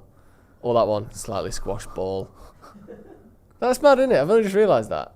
Is that right? Is that obvious to everyone else? We've broken, Joe. All of the major sports on Earth are based around a ball. Is that weird? Nah, some of them aren't. Like what? Boxing. It's not a sport. It's not a sport, though, is it? That's something we were doing anyway that we just monetised. Right, okay. Right. Do you know what I mean? It wasn't invented. Boxing was just fighting. That's been happening since we were fucking tigers or whatever. Do you know what I mean? Like, boxing is a sport now, but it's sort of ringed off. It's like competitive eating. Okay. Yes, it's a sport. Okay, but right. You're not having boxing. Athletics? Shot put. This is what I'm up against. Shot put. To a certain extent, athletics. Running's the most basic sport there is. Yeah, but that's what I'm saying. So it's almost not a sport. That's what I'm saying. It's like it doesn't have rules, does it? It's just get there. Right, that's okay. not a rule book, is right, it? All right, fair enough. You're not having it then. You're not having the athletics and boxing. That they don't count. Shot put. You're reaching with that one. Yeah. Also, javelin don't count as a sport because it's just javelin is it's as just important throwing as stuff shot at put. like food. That was just a hunting method. Okay. Athletics is basically glorified hunting. Right. Yeah, darts, is that not one? It's certainly not a sport. No one would argue that. Not having darts. Point proven, thank you. Ice hockey. Well, that is based on a ball, isn't it? It's based on the ball in use a puck hockey. like a disc. Oh. Thank God he just saved that. If Mopai had scored that, I think we'd have just folded the club. Yeah. He's just gone, you know what? Yeah. Sack it off. Sano announcement. Yeah. We're not doing the United thing anymore. You just see Avram Glazer with one of those sort of demolition plungers outside Old Trafford. Right, everyone out. Everyone out. We're going to turn this into a supermarket. Are you replacing the stadium? No, we're not, and you don't deserve one. I'd love to operate one of those demolition plungers, wouldn't you? Yeah. You'd just see like an old whatever hospital come down or whatever. Derelict. Like, we've already built a new one. It's state of the art, gorgeous. But then the old one obviously needs to come down. Okay, you're not going full. Is it? What is it? Is it Joker? Yeah, I'm not doing that. I'm not Dark Knight in it. Yeah, that's the one. 82 minutes. If you had to give odds on United scoring not only a winner but just one goal, what would the odds be? 10-1. Yeah, and I don't even think I'd take that bet. No, it's not. Can't see it happening, bro. Brentford to one, I'd give you. Brentford to score, I'd give you 3-1. Yeah. I think they're more likely to score than we are. Yeah. Just looking here now. Nana with another save. This is the second save he's made. In fairness, I'd have saved that one. Yeah. The easy saves. Well, you just need that when you're going through it. Have a bit of bread and butter saves. Yeah.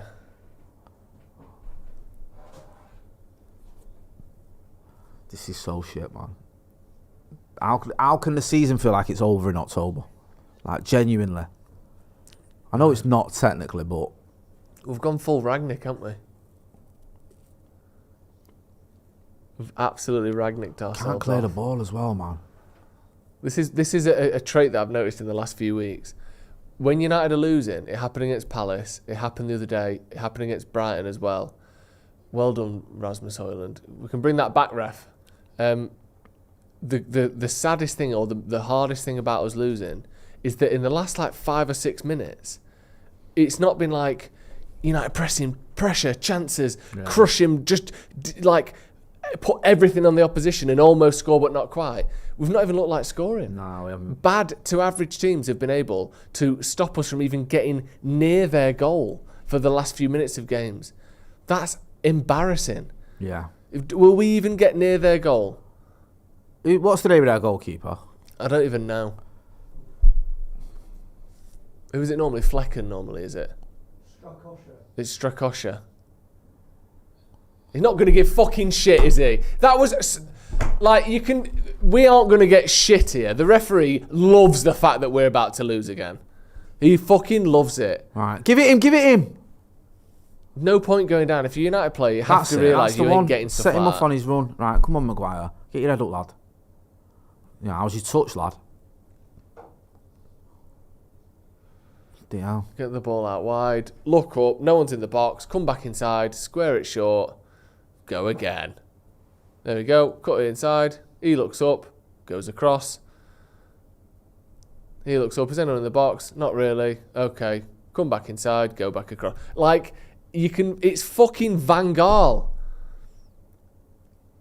Innit? Yeah. We're going to look at the stats after the game. Centre-backs are going to have 75 passes each. Central midfielders will have 80 passes. Or whatever. There you go. Bit of space. Oh, what are you doing there? Why are you shooting? Is it a corner?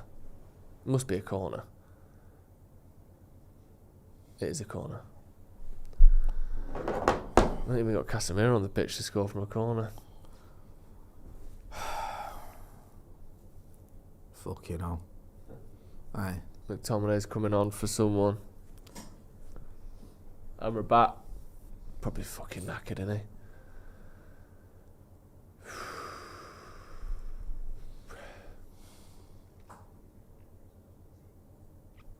Everton beating Bournemouth 3-0. We're going to get relegated. Aren't we? Yeah. This is what's happening. Yeah. The stars are aligning. Relegated but win the Champions League. Is there a way... Do you know, obviously, you can play in the Champions League and the Europa League in the same season if you sort of slip through the cracks. Is there a way... What's that? Corner to United. Oh! Is there a way that they've not realised where you can actually sort of... like... actually end up in the Europa Conference League in the same year you started the Champions League. So you finish third in your group, then you sort of win, you lose your next round in the Europa League and you end up in the Europa Conference. Is that possible? You can't, can you? No, I don't think so. Oh, I'd love it if we accidentally slipped all the way into that. Oh, for God's sake. We're accidentally playing in the Tutto Sport Continental Shield. This is so bad. Yeah. This is as bad as I can remember, you know. Like 4 out of 5. Is it 4 out of 5 of the last home games we've lost? Is that what it is? I think so. Even Rangnick weren't that bad. Get the ball off him. So easy for Brentford, this, isn't it? Yeah, it's not. What do Brentford, like minute by minute, what are Brentford players having to do to stop us score? Not much. Fuck all. Like, the kid, that's why I asked you the goalkeeper, because he's not really had any difficult saves to make. They aren't having to do anything to stop us our scoring. only shots on target have been relatively tame ones or ones from distance. Bruno's going to whiz this either straight into the wall or over the bar. I'm going for over the bar. Has he scored a free kick since the one against Liverpool 3 years ago? In the FA Cup? None that spring to mind. It's on target, to be fair to him. Yes! Yes! Come on! Is it offside? Oh, no. Fucking offside. No. Of course it's offside. They're all offside. Everything's offside. It's always offside. How many goals have we had disallowed in the last 6 weeks? Fucking 5. It's getting checked by VAR. Right. No one's offside there. He's pulling it back. Oh, because he made a movement towards the ball. He doesn't hit. No. That's not. Martial doesn't touch the... Oh, he does. Fucking hell. Is Martial... If Martial's in front of the ball... Martial who flicks it onto their player for an own goal. You can't see. They can't see. I don't think they've got the line.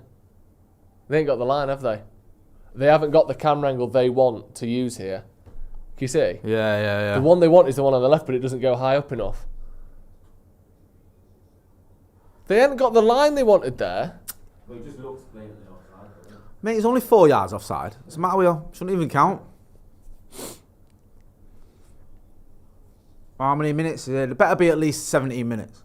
It's going to be about 2, innit?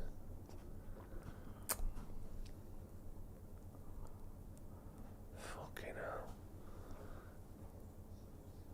Was that an own goal, by the way? Yeah. It would have been, yeah.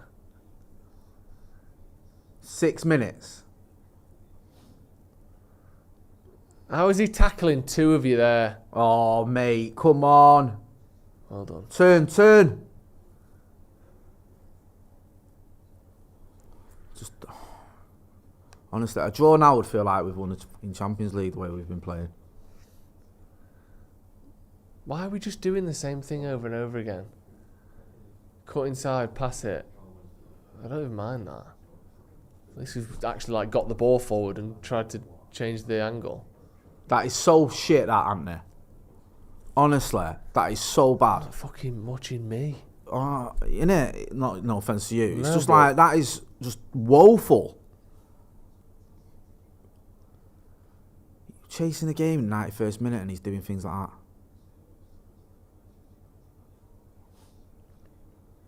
It's a goal kick.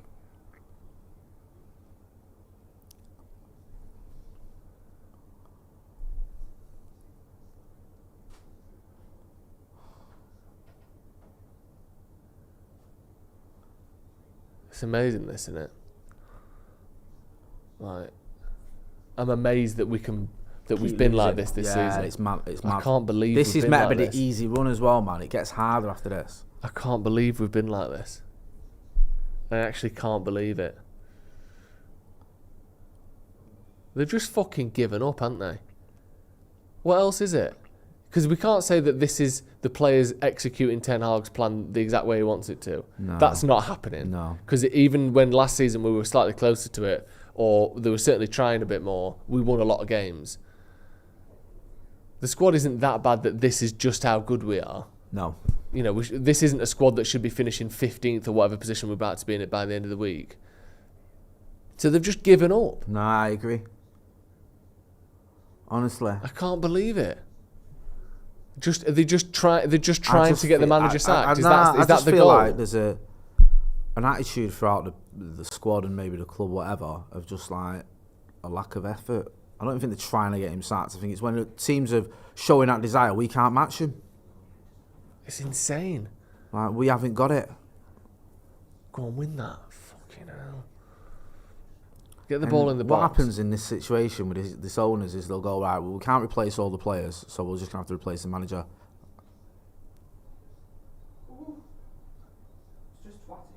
Yes!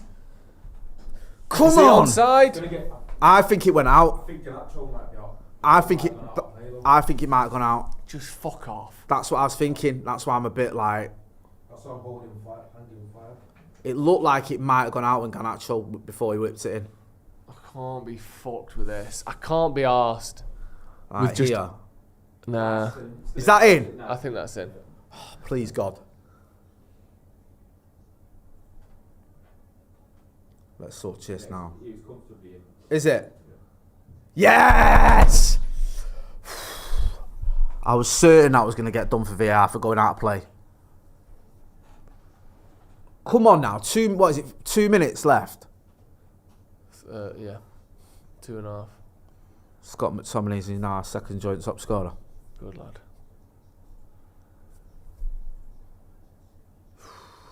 Go on. Come on. Go on.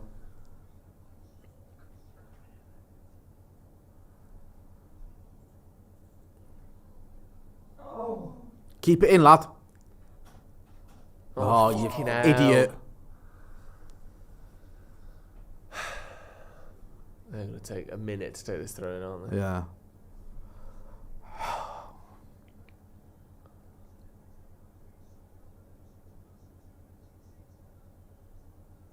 He's fucking fuming, isn't he?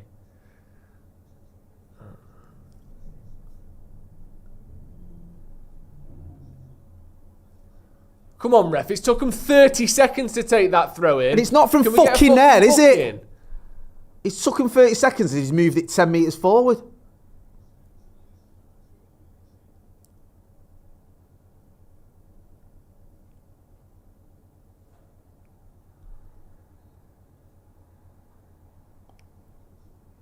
Was a foul throw.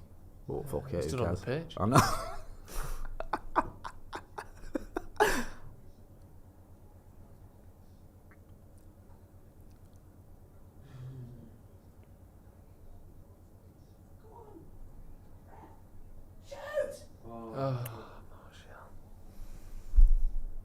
I was going to go in then, did you? Yeah, it needed to be better, that finish.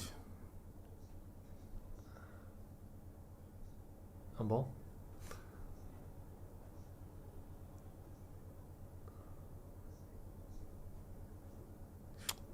Don't hit it right, does no, it? Don't connect with it properly. Fucking shy, that. Come on, last 30 seconds.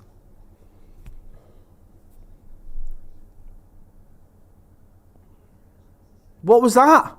Jesus wept, Bruno.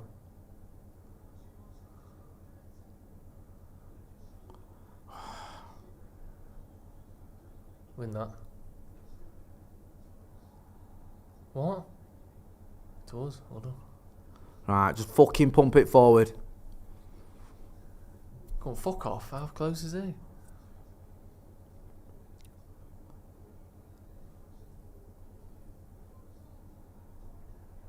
Yes! Yes! Fucking yes! Yes! Yes! Fucking hell! Mate, Scott McTominay, match winner. Turn the game on its fucking head.